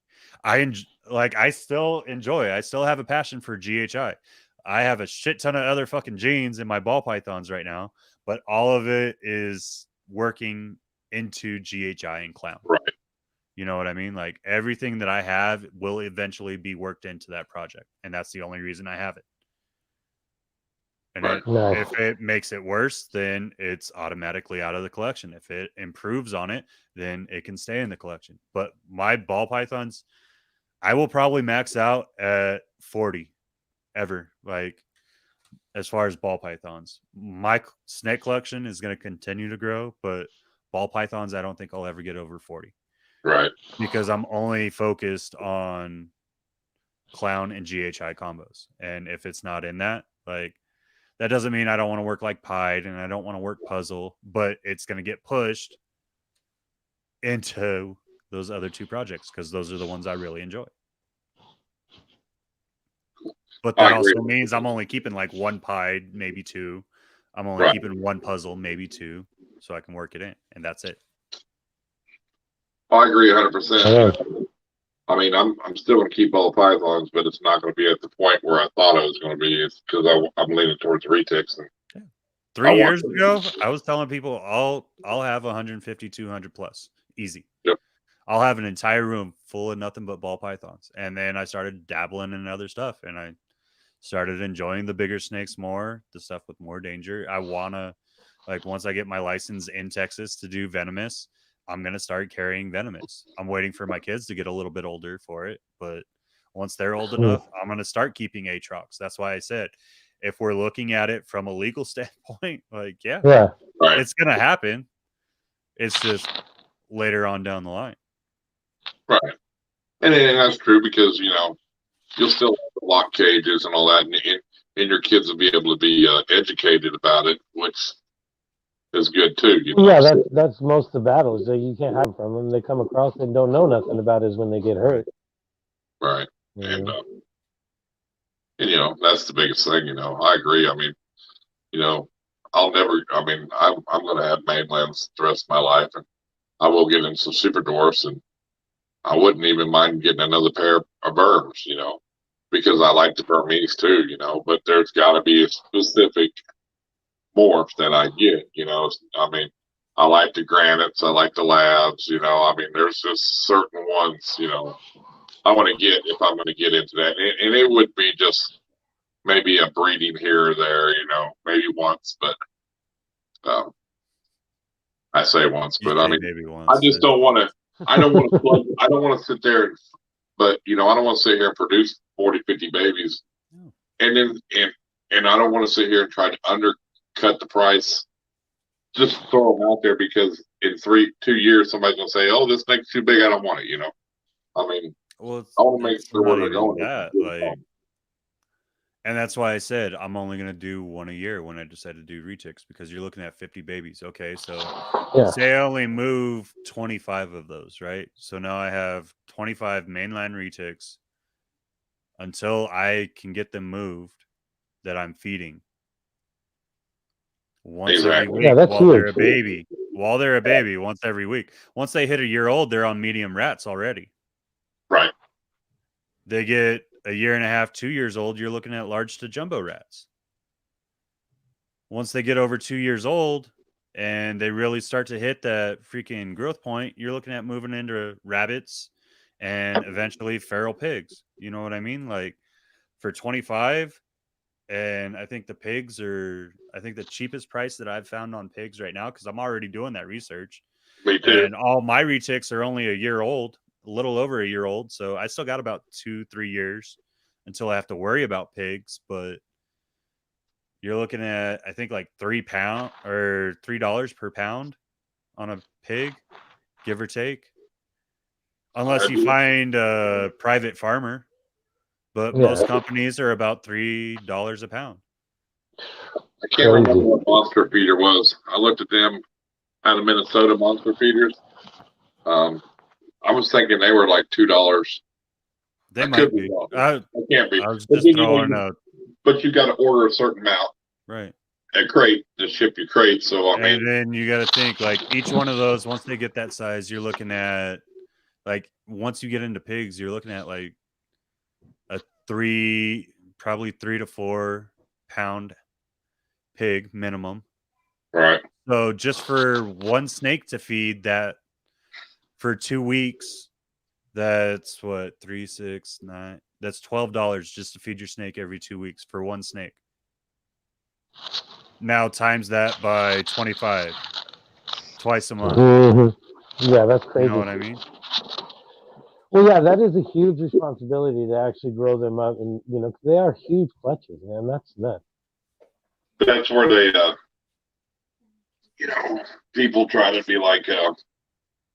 If they're selling enough to pay for their food bill, you know what I'm saying? Yeah. And I think that's where a lot of people are having multiple clutches a year and selling 200-300 snakes, but I mean, that's a lot of babies for yeah, sure. but I mean, you look at people like El Santiago or Jay Gonzalez or, people like that, that are, Wildfire that are producing a lot of retics. They're selling a lot of retics too, though, but that's what they do, I mean, so yeah, Well, I'm sure it's something to where, like, if you blow out each clutch, they're gone quick. That, then maybe you might add another one in. I'm sure you just kind of got to play that as you go, for the most part. Once you're like done. Jay Gonzalez alone, I mean, it's just not retics. I mean, he works with a lot of retics, but it's ball pythons, it's anacondas, he's probably one of the best guys out there for Burmese right now. I mean, he's got every type of Burmese that are all the new morphs, and he's right there when Will Banks and Clark put out that Tide clutch. He was right behind them. I mean, and anacondas. I mean, the guys in this dwarf caimans, Justin. So if you're looking for a dwarf caiman, don't be bringing that shit up. My daughter's a whack. She wants a dwarf caiman. Like, it's like, why do you keep telling me? You're grown. If you want one, go buy one. I'm gonna buy one. I'm gonna keep it. You're the reptile person, Dad. But it's cool about it is you look at their facilities and they're just clean, white and clean, and it's a family deal. It's pretty cool. But I mean, it's a big commitment, but that's what them guys are full time, But I mean, I can see you rabbits breeding meat rabbits, might not be bad, but pigs, I don't. Pigs are nasty, man. Yeah, I mean. Well, I mean, they're one of the cleanest animals where they live. Right. They're just fucking nasty. Right. They tear everything up because they get bored because they're too damn smart for their own good.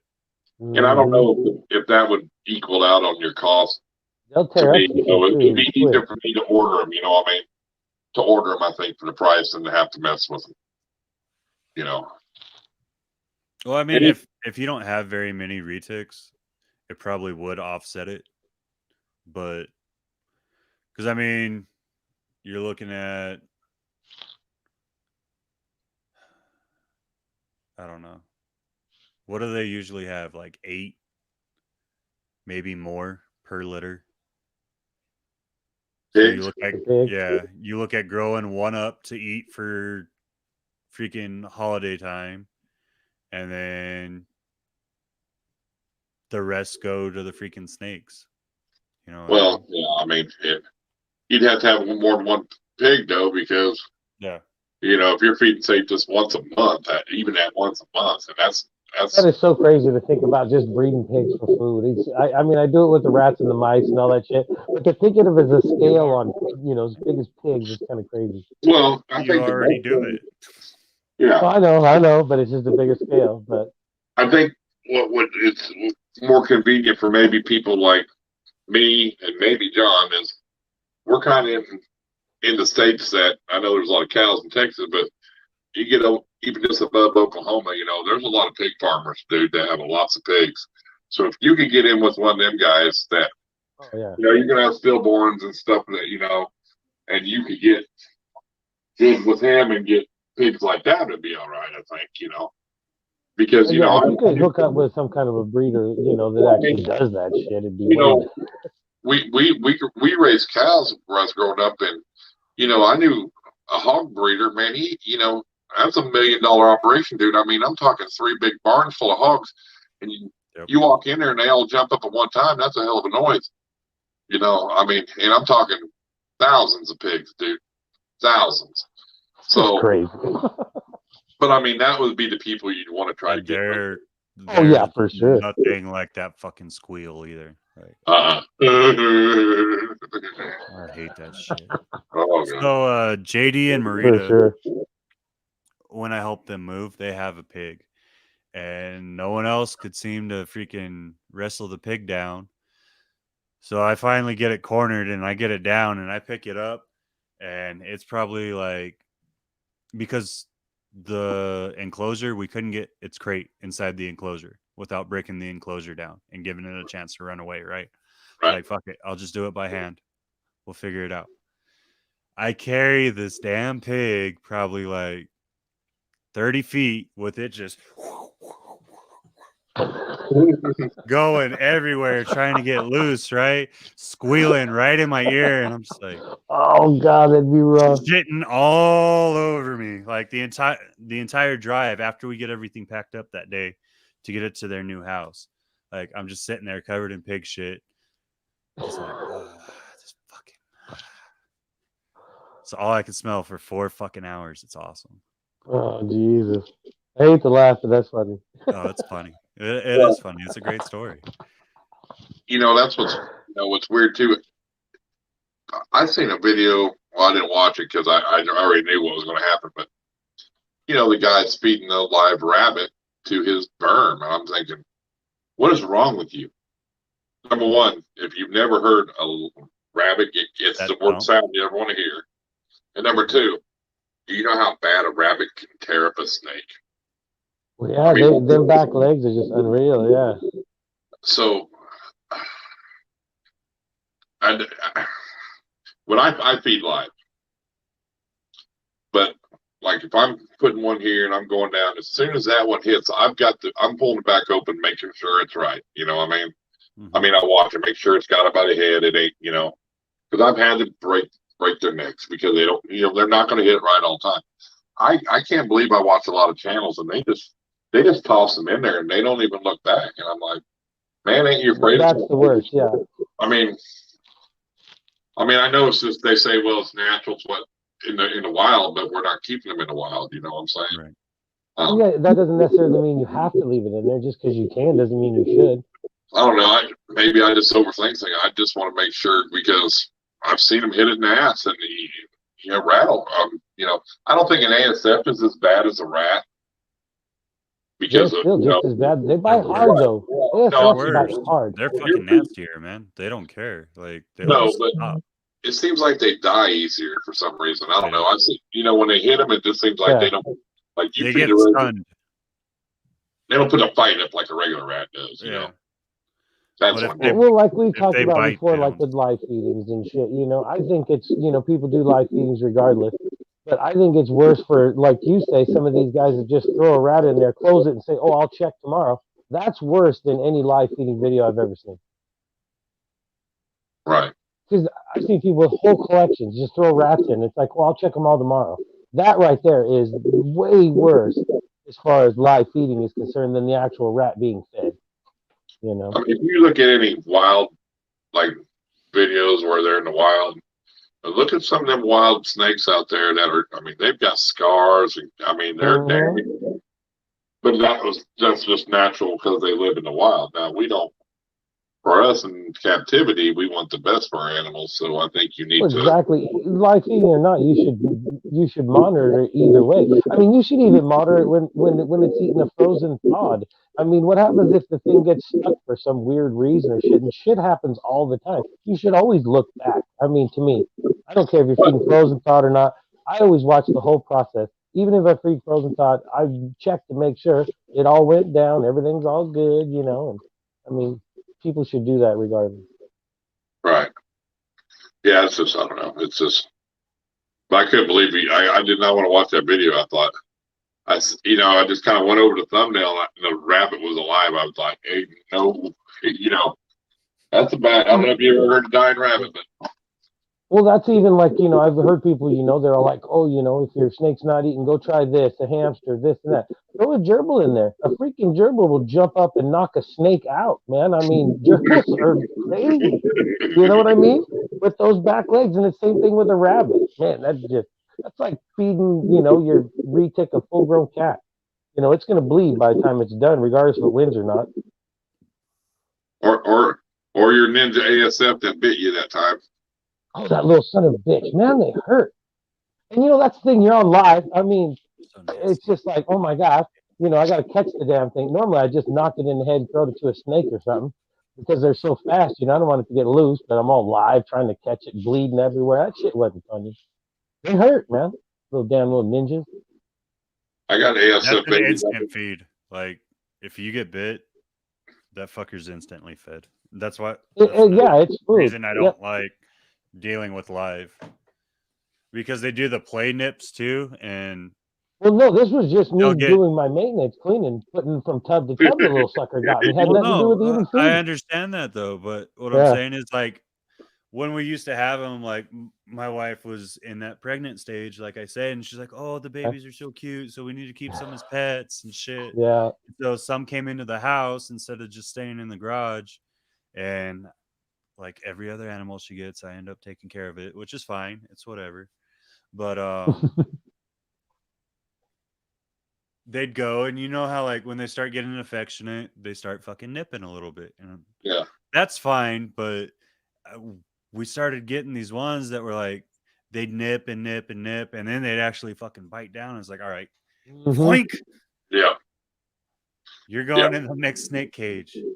Well, that's why I And it tell was a people fucked too. up It's like, thing too, because my snakes have always been in this room, and this is where we kept the fucking rats that were pets too. So the snakes were always ready. They're like, "Oh, let me Yeah. eat, let me eat. I can smell them." So whenever they bit me, it was just like, "All right, game on. Here you go." Right. well, that's like people say, "Oh, I can pet mine." I can pet mine too, and they sniff me and they nibble around and shit. But it's every night they'll just turn around and get you out of nowhere. It's so random that it's just, oh, them little fuckers. Man, Well, yeah. I see it more with the females because most of my breeder males I can hold and they're great. They won't do nothing. It's the females that want to kind of nip at you all the time. It seems like, you know, with mine anyway. I mean, my male they pick up, they don't give a shit, but the females they just. Oh man, welcome. So Yeah, it's crazy. But you know, shits are mean. Live is if they don't eat, you know, you can put them back in their tub, you know, but. But see, now I think those are the ones that you go to grab them the next time. Those are the ones that'll just tear the shit out of you because they've been there before. You know what I mean? Those are the ones I think that get you worse the next time if you do put them back. Oh because yeah, they are. They sure. know. They're all like, yep. Yeah, they squeal at you too, you know. And that's the ones when you're transferring bin to bin when you're cleaning and shit. That's the jumpy, crazy ones because it's like they're thinking they're going back in the snake bin, so they're jumping around acting like idiots, you know. Yep, Heather says it's always the girls. Her males never bit her either. But I mean, you know, if you got somebody to help you, you know, when you order your frozen thaws, which helps. But you know, I mean, but it's cheaper on my end, but it is a lot more work. You know what I mean? For sure, you know, cleaning and everything. But I think too, it depends on where you live too, and what you can bring in. But rats are expensive, though. You know, I mean that's the thing. You know, here for life. You know, I mean. Yeah. But that's why you switch over, and it's all easier then. I mean, it's a bigger pay bill, like it's a bigger bill, but at the end of the day, I'm not spending an entire day cleaning fucking rat shit. I never have to smell rat piss ever again. I'm not getting bit by the little fuckers. Like, end of the day, like I'll pay double the feed bill because that's effectively what you're doing. You're cutting out 50% of your feed bill. But I'll pay double the feed bill not to have to deal with that shit anymore. Yeah, see, but on the flip side of it though, like with the YouTube, my actual rat videos pay me more than most of my other videos. So they're actually more important for my channel for me just to breed them and show them than it is to bring in frozen thoughts. Yeah, but once you make a large enough collection of videos, as long as they continuously get seen, you're going to be bringing that money in anyways. Right. Well, yeah, and that's the best part of it though, because it pays for all of it, you know. Yeah, like, so I mean, it does help with that. Fuck. What do I got? I think I got near like 160 videos, something like that. Yeah. And I got videos that were like in my first probably 30 that still get watched like 2 to 3 times per week easily. Those are the videos I try to tell everybody about. Yeah. Those are the ones you want, or I want, or the long time. If I was freaking getting paid, like I would have made so much money off those videos when I first started and didn't know anything about it. Well, yeah, but if once you get monetized, though, you will get paid forever for those. Is the thing. They'll never go away. They'll always get views. So yeah. I won't get paid for those views that they already have. Right. Well, no, but any new ones. But if they're getting continuous views, you will get paid later. That's the views you don't. The videos that are the worst are the ones that you get like a couple hundred views and then they just stop dead. I'd rather get a video that gets 2 views a week consistently than have one get more views normally, but then just stop. You know, it's kind of a weird road on how you work your videos, for sure.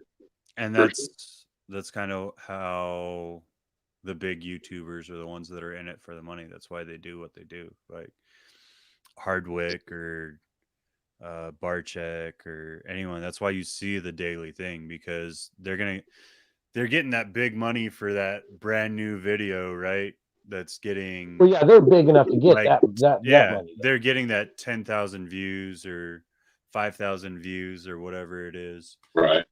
Initially for that day, so they get that boost from their new video, and then they have all those old videos that are still getting a couple thousand views between all of their videos. So that's where it comes in, and that's where the money's made. Exactly.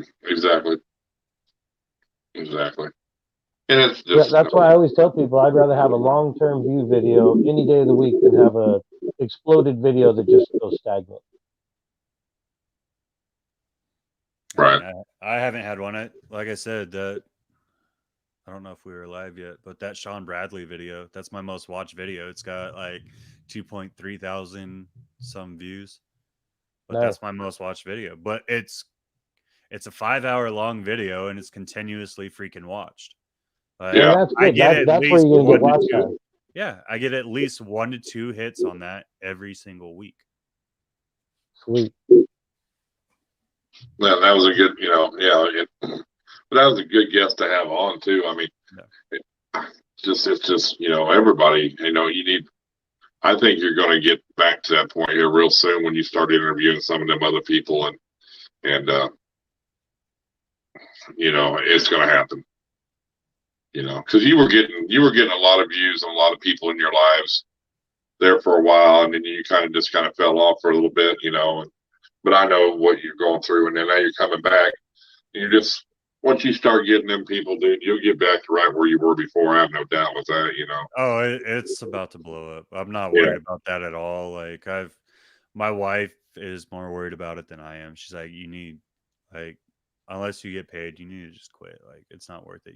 You put so much time behind it. And I was like, I enjoy doing it though. And like, unfortunately, my PTSD got the better of me for a long time, and I went into a really dark place, and I had to come out of it. Shit happens, you know what I mean? I have a lot clearer head on a lot of issues now, so I've been forcing myself off the medications that they had me on, because that just zombied me out, and I didn't give a fuck to make a video.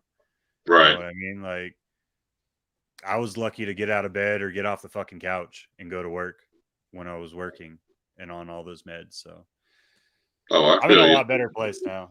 And we've had that talk, Chris, you know what I mean? Like, with that depression and anxiety, that mental illness video I put out. Yeah. But it's just, it is what it is. Everything's gonna come back full fold. Like, I remember when I was averaging 300-400 views in a day, and I only had, I think, like 600 or 700 fucking subscribers. And I was like, I'm getting almost 100% for every video that I put out, and then I went off the map, and that's what happens. You know what I mean? Like, I was pushing so hard for so long, and I wasn't taking care of myself.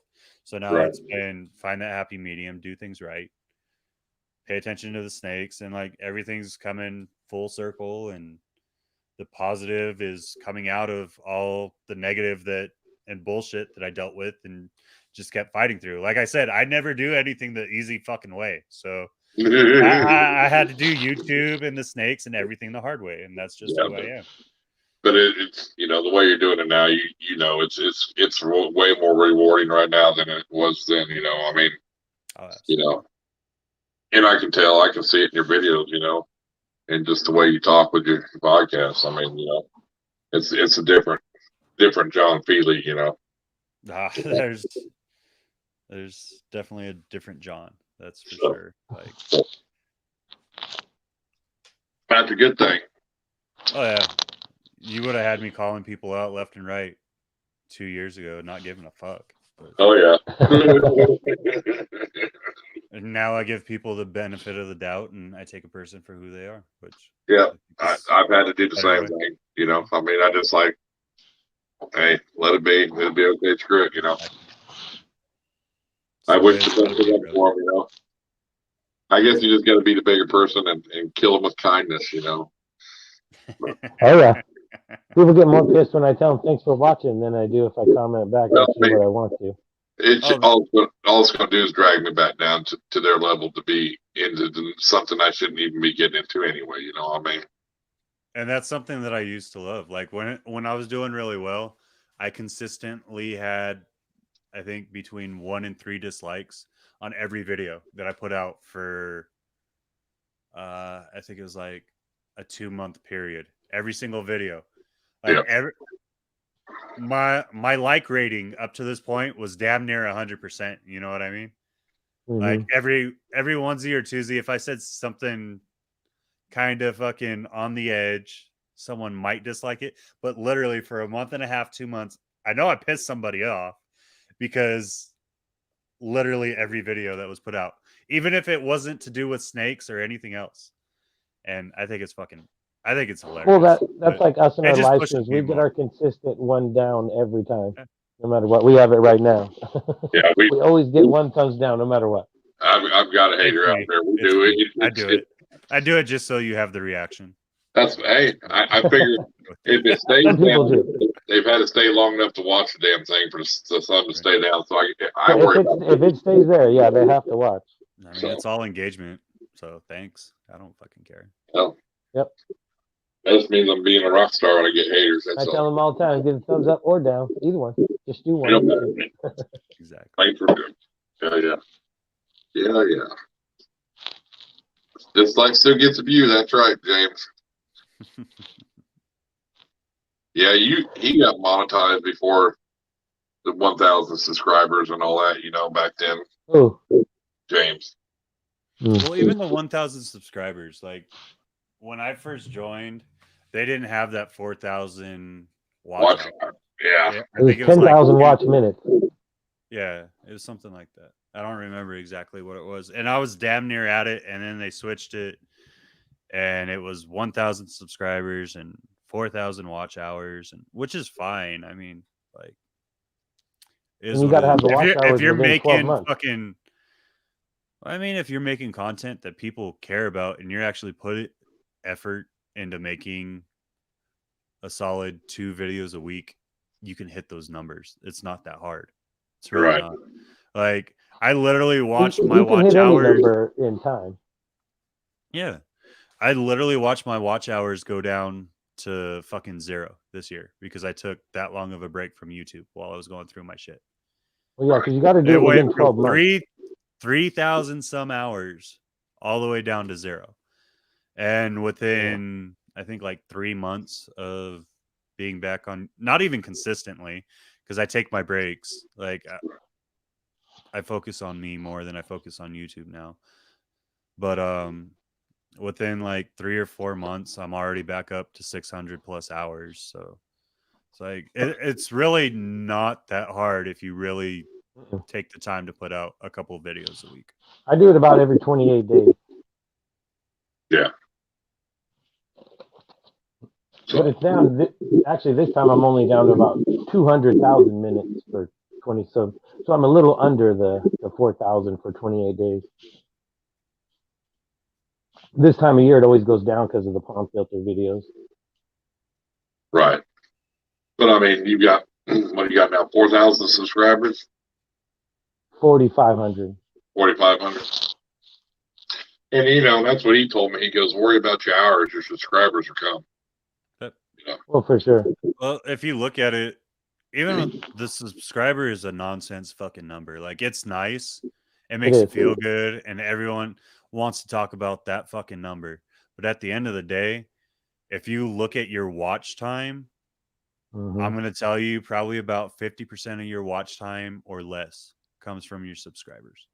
50%, 8% of my watch time comes from my subscribers. Well, I tell these guys all the time, subscribers.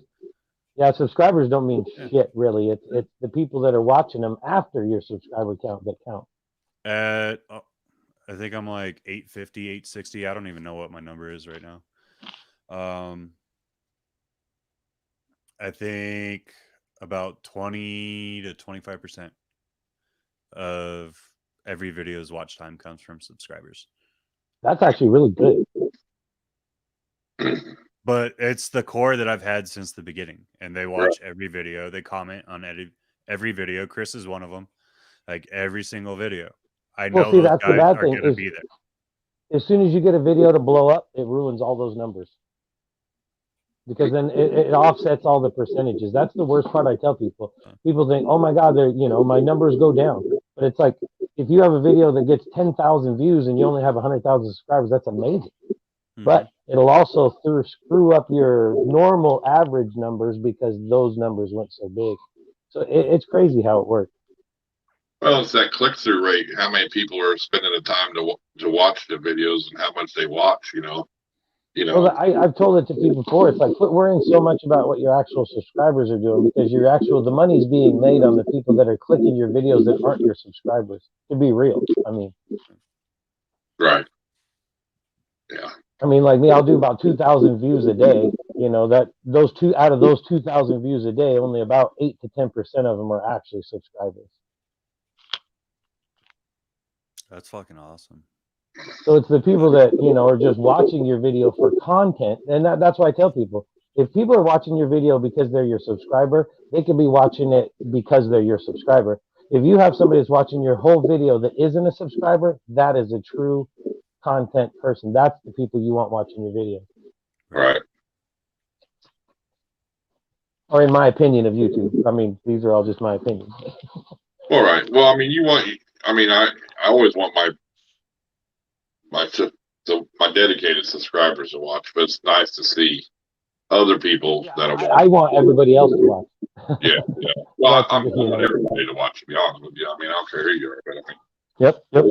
It's nice to see that that you have a group of people that are dedicated to watch your videos regardless, and that means a lot to me. That I know there's certain people that they're going to watch my videos and support me, because them are your true supporters, I think, the ones that. But well, that's what I say too about like the pond filter video. I had 4,000 people. There could be 1,000 of those people that only give a shit if I make another pond filter. If I talk about snakes, scorpions, spiders, they could care freaking less until I make another pond filter video. You know what I mean? So you're always going to have your certain subscribers no matter what. Or you can put out a video that only just the snake people are going to pay attention to. Vice versa. So it's kind of weird how it works. Gaze and hoe, huh? Yeah, I just looked at that. Wow. Welcome, Gaze and hoe. Yeah, welcome. For sure. Yeah, YouTube's a crazy game, Yeah, it is. It's all about finding a way to take the most specific subject that you can and spread it to a wide base and make everyone enjoy it. Right. Exactly. And that's where the big content creators are great at, because you look at, like, going back to Jay. How many different types of people does Jay get to come into Prehistoric Pets and then he collabs with? Right. Snake bits with them, and then he does something on their end. So it's finding ways to still do your content, like the stuff that you're about, but do it with people outside of snakes. Yeah. Or outside of spiders or whatever it is. You know what I mean? Like, yeah, because he's met so many different YouTubers, well, yeah, once you get to a certain point where all he lives in LA, as a YouTuber, everyone's right there. Like, yeah, you all have the same goals, which is cool, But that helps them grow. That helps them though, But just like Miguel, he, a lot of people have talked bad, but the guy, he's selling to some amazing people, dude. good for him. You know, good for him. I mean, if I would have done the same thing if I had that much money and could get into it. Don't think I would. I mean, and don't say you wouldn't. You know, because you would. I mean, you know, but he's not he's transparent. He tells you everything. You know. Mm-hmm. I mean, really. You know. I mean, he'll tell you what he made. He'll tell you, you know, hey, I did this wrong in the beginning. You know, and he's still. In the beginning, he was like. In the beginning, he admitted it. Like he said, I did everything wrong. Right. He was just a flipper. He did what he was having to because he knew he was coming in it for money. Yeah. And that's fine. Like the guy makes enough. He does enough already, but he's looking for a way for him, his kids, and his family to be well off for the remainder of their life. There's nothing fucking wrong with that. Like, yeah, he was more the business. That dude hustles harder than anyone that I really fucking know. So you're right. Well, that's a lot of people have the problem on here is they don't see that, you know, there are a side of to where people are going to do this for the money side of it, not just because they love reptiles. You know, I mean, not everybody. The guy does love reptiles, but he got into what he got into to make money. You know, it's like. Mm-hmm. It's kind of plain and simple, but people don't accept that. They think, "Oh my God, you know, you should be the OG, and it shouldn't be about the money." It's like it should if that's what you want it to be about. I mean, what's wrong with that? Like, exactly, yeah. The guy's he's a businessman, you know. He's a businessman, and it's the textbook definition of a fucking entrepreneur. You take what you love, and you turn it into a source of money or a source of income. Like, I'm not going to say that I want to be the next freaking Barczyk or the next McCurley or anything like that. Like back in the day, I used to. Right. I don't need it. Like I'm comfortable and happy with my lifestyle. They want more. They require more. And they've put themselves in a position where they continuously have to perform. They have added pressure onto themselves that I just don't want in my life anymore. You know what I mean? Like having a collection that big, consistently producing animals, consistently putting out content so that they can feed their animals or whatever they're using their money towards. You know what I mean? Because at the end of the day, it doesn't really matter what they put their money towards. Like it's their fucking money. Exactly. But they chose to go beyond what a normal person would do. And a lot of people look at that and be like, well, they did it because they're just money hungry, or they did it for this reason or that fucking reason. And no, they just had a fucking drive. Like they wanted more in life. If you're going to fault someone because they want more in life, then go fuck yourself. Like, well, that's like when a musician becomes big. Well, no, when a musician becomes big, then he's a poser. And he's only called a poser by somebody who never made it. You know, it's like. Hey, I mean, you know, he did what I mean, the guy was successful before he got into the business. Number one, you know what I mean? So he's a smart businessman. I mean, if you know his backstory, I mean, he has multiple businesses. I mean, this is just another one, and he takes a passion into it, and it's what he loves. I mean, he really does. You know. Well, that's like Hardwick, you know, the same thing. You know what? I mean, he's producing some really nice stuff too, you know, and you know. Not only does he produce top quality stuff, I think he just put out, what's he on? He's on like 67 or 68 clutches for the year. Yeah.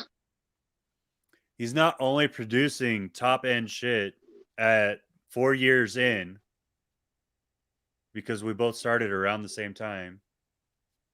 He's producing top end shit at a high quantity at 4 years in. And that's what everyone hates. And yes. Well, it is what it is. Like, if you didn't like it, you should have bought that fucking snake so he couldn't do it. Mm-hmm. You should have bought it first. Yeah. And, you know, don't sleep. Don't sleep on something and then get mad because you slept on it, you know. I mean, it is, you know, I mean, but he knows where he's leaning to, you know. He went in for the high designer Morse, and that's what he wanted. You know, not everybody's. Well, yeah, but I mean, everybody's like, oh, but that's what he. But he you know, took the JKR time to said that. build a name and a brand while Yep. he was doing it. Exactly. And he went through the right people to get the best version of those morphs. And he did it right. Like, Yeah. you can't fault the guy in what he did. And that's where money will always fucking win in this industry. But yeah, well, in a lot of if, industries. like with me, I don't have that ability to buy a $2,000, $3,000 animal, $4,000 animal, what have you. But what I do have the ability to do is spend that $250, $300 on the best quality of that morph Right. at a lower level. Like, yes, it's going to take me 8-10 years to fucking get to the level that Miguel's at. Oh well. If ever. Yeah. But I can tell you right now, you're not going to fucking come in here and say that any of my animals are pet store quality. Exactly. You know, I mean, You're not going to come in here and say that you're only going to buy an animal for $100 off of me because it's a single gene. My fucking hets will go for more than $100. right. Exactly. I mean, that's all it is. I mean, same with JKR. I mean, the guy's been doing it forever. I mean, you know, the quality and the time, you know, it's no different than any of the old school guys. They put their time in. They're doing it right. Money makes money. Yep. You spend the money. You make it. Yep. You got to spend it up front, and Annie will tell you that. I mean that's true. I mean, you know, if you're not willing to take a chance on a $10,000 animal or whatever, 5,000, whatever it is, you know, then you got to take that chance to make money, dude. And that's what they're doing. They don't. Money. When they spend you gotta have money to make money. I mean, I joked about it on my last live with Riley. I was like, when Garrett figures out how to make a super dwarf pied, I'm gonna fucking have to take out a second mortgage. Yeah. And it's the truth, because once they make a super dwarf pied at a high percentage, I'm gonna fucking go all in. Yeah. Because I love pied retics. But I think he's right with the market, and it's gonna go to the super dwarfs. Because if you could keep a fucking intelligent snake that's going to keep you guessing, that only gets the size of a large ball python, why the fuck wouldn't you get that instead of the ball python? Exactly. Right. But quit now. It's all on the person. Like, it's really all on the person. I just think you have to be willing to put it forward. Well, and if you're not ready to, then you're not ready to. But there's a lot of people says I would love to have a retic if it didn't get. Well, yeah. If it would stay small, you know, that's the thing. And them are the perfect ones. And that's the whole thing. That's the hinder, I'm sure, with most people, is they know it's going to get big. It's the shitty people that don't think about it getting big is the trouble, you know. Right. Well, that's not even what I was talking about, though. With that is like, so when I'm looking at it, when I say I'm going to go all in when the Super Dwarf Pied comes out, right? I'm going to go all in because I believe the market's going to Super Dwarfs. It's not going to stay with Mainlands. It's going to go Super Dwarfs. Tell me a person that doesn't like a pied in any fucking species. Exactly. Right now. Oh yeah, absolutely. Like I'm going to drop probably. I can't even put a price tag on it because I can't fathom what they're going to put on it. Like I said, I'm going to have to pull out a fucking second mortgage. Look what the Burmese pied were going for in the egg just when they first started. You know? Yep. 25,000, 30,000. You know, so now look at Super Dwarf. Now look at fucking 90,000 later, and the people that are going to make it, and they're not going to make that 30,000 on the egg, but they're still going to make a pretty penny, and they're going to fucking saturate the market with them because they're trying to make their money real quick. Right. Which is fine. Saturate that market. Get what you got to do done. But don't oversaturate it, because I'm going to have that quality one.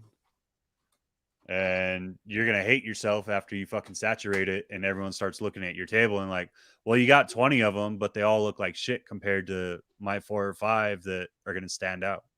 Yep. And that's very true. I mean, quality over quantity, dude, any day of the week. I mean, And yeah, if it ain't I couldn't do it, Gary, Sherry. it's Metcalf. You know, either one of them, man. They produce. You know, he makes some nice stuff too. You know, what a smart young guy, man. What a man that guy's. You know, there's Vern, my man. But I like Aaron. I think he's a smart young man. He's gonna, you know, going really good. You know, and Smart as shit. yeah, I mean, He's already made it. He's what? Yeah.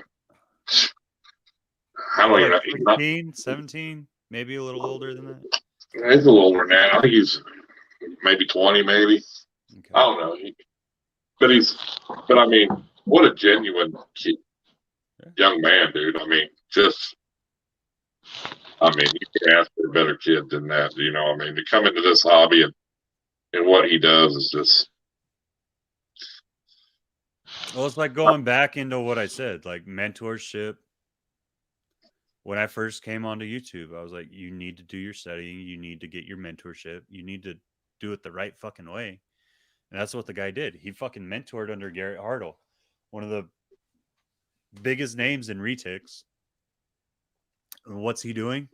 He's making a name for himself in fucking retics. How do you think that happened? Yep.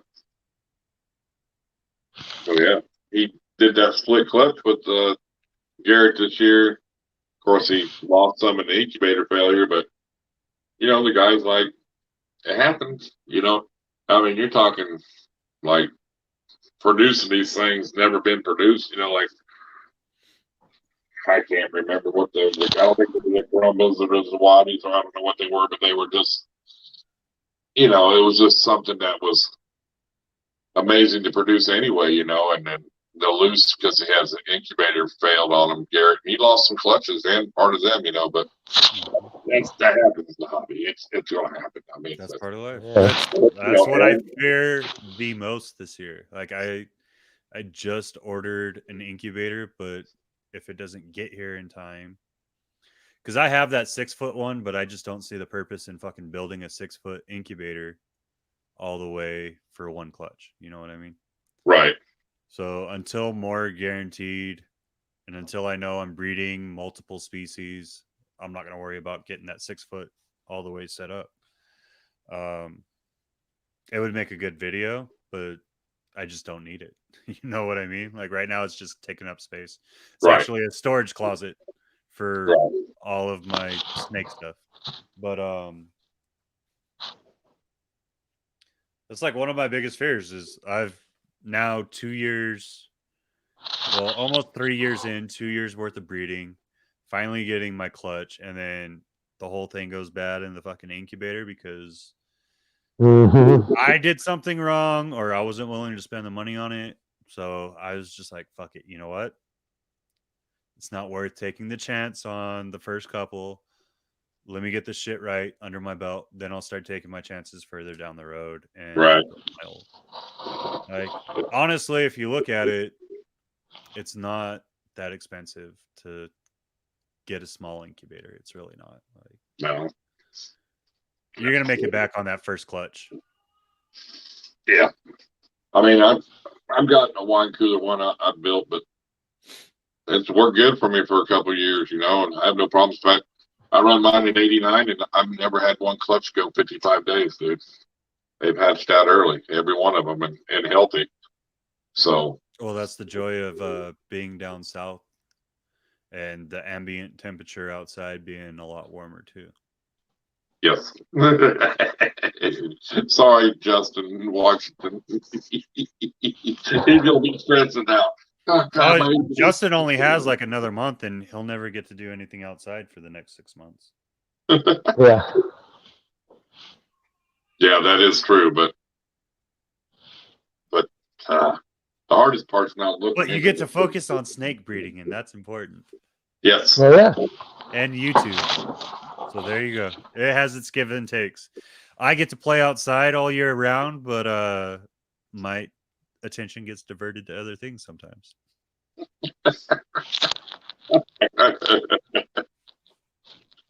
Sorry, Justin. I don't want to turn this into a Sean Bradley. We're working on it.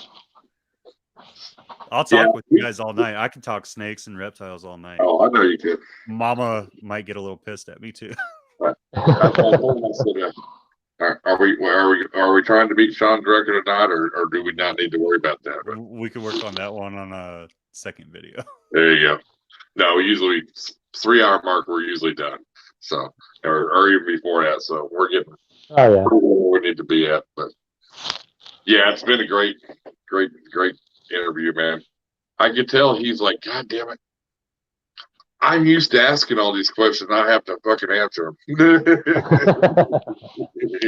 I knew you were going to fucking answer them. Hey, you told me, bring the heat, cut the sleeves off and bring the heat. I'm coming. That's what it is. I've been in this industry long enough and fucked around long enough with all of this. You ain't going to get me. Oh, I know. That would have been nice and turn my phone off for you guys. 2 or 3 beers, it'd been different, but that's all right. Not with me, man. It only takes me about 2.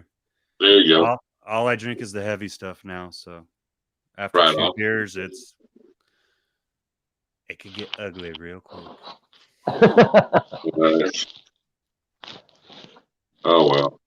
Well, John, let everybody know where they can find you at. All right. So plug Fealy'S Clutch. If you search it on YouTube or look up John Fealy, it's easier if you just look up Fealy'S Clutch, honestly.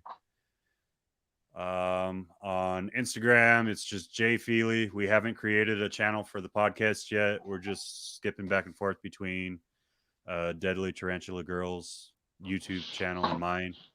Eventually, we will have that. And that is called Beauty, Beast, and the Beard podcast. I'll let you guess which one I am on that one. Yeah, that's an awesome one. And yeah, that's pretty much it. John Fealy on Facebook. I'm on everything all the time. Answer right away. If you have questions, just hit me up. If you want to see the stupid shit that I do on my daily life, go to my Facebook because it doesn't show up on YouTube or Instagram. Now you're doing live streams once a week now, or I'm gonna start live streams once a week now. Now that I figured out StreamYard and got all this equipment, I figured I might as well put it to use. Do you have a special day you're going on, or just whenever?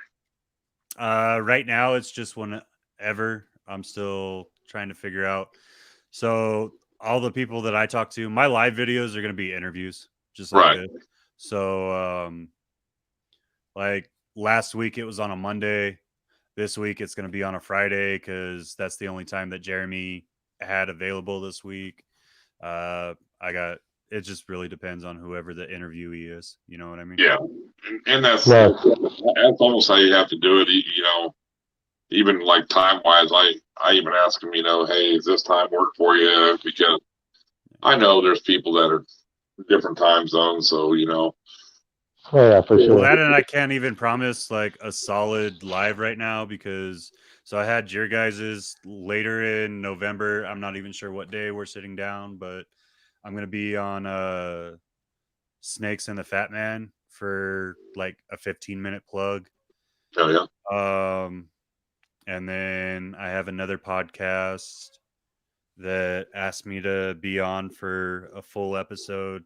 It's one of my old battle buddies from the Army, and they're talking about like mental health awareness stuff and how they've found resiliency in the things that they do. So I'm trying to plug people into Reptiles from that podcast, and like my schedule itself with being a student and home with kids and the snakes and the shit that I'm doing, I can't guarantee a live at any specific time. I'm just going with the flow right now. I mean, what he's telling you, make sure that bell's on. Click that notification bell so you get exactly. Thursdays, you will get regular videos, and if you don't get them, yell at me because there has been times that I just pass out at the computer and I don't finish an edit, so it doesn't come out. Right. But usually Tuesday, Thursday mornings, you'll see a regular video, and then just pay attention for that live stream. Oh yeah. Right on. We even got a mutual friend too, because you know, Army vet Richard. You know, I've met up with him a few times. You know, the incubator he got from me, that big one. He bought a pastel Fealy'S head off of me not too long ago. So he's a good dude. We sit there and bullshit. So I like Richard. So he's a great time, man. That poor guy has to come down to Arlington every show though, whether he wants to or not, because he knows that's like the one time a year or the 2 times a year he'll get face-to-face time with me. So we go out to dinner and we have a couple drinks and the wives hang out and we do our talks. But he's a great dude, man. Yeah, he is. He's good people. So, well, John, I do appreciate you coming on this live stream, buddy. I do appreciate it. Sure, this was awesome. Thank you for having me. Yeah, not a problem anytime. And we'll be looking out after them live streams. I can't wait till y'all start doing them interviews with them older reptile guys. Man, that's going to be great. It takes so time, but they're coming. Right. Hey, Sure. we got all Ready to the learn. world, man. So, all right, everybody, that's going to be wrapping up with us. And Justin, you got anything to say? Nope, I'm gonna go get something to eat. Thanks for coming on. It's been awesome. Learned a Yeah, lot. I'm hungry. Thanks, Oh, guys. Yeah, All right, man. We'll talk to y'all later. Peace. Later. thanks. Take care, man.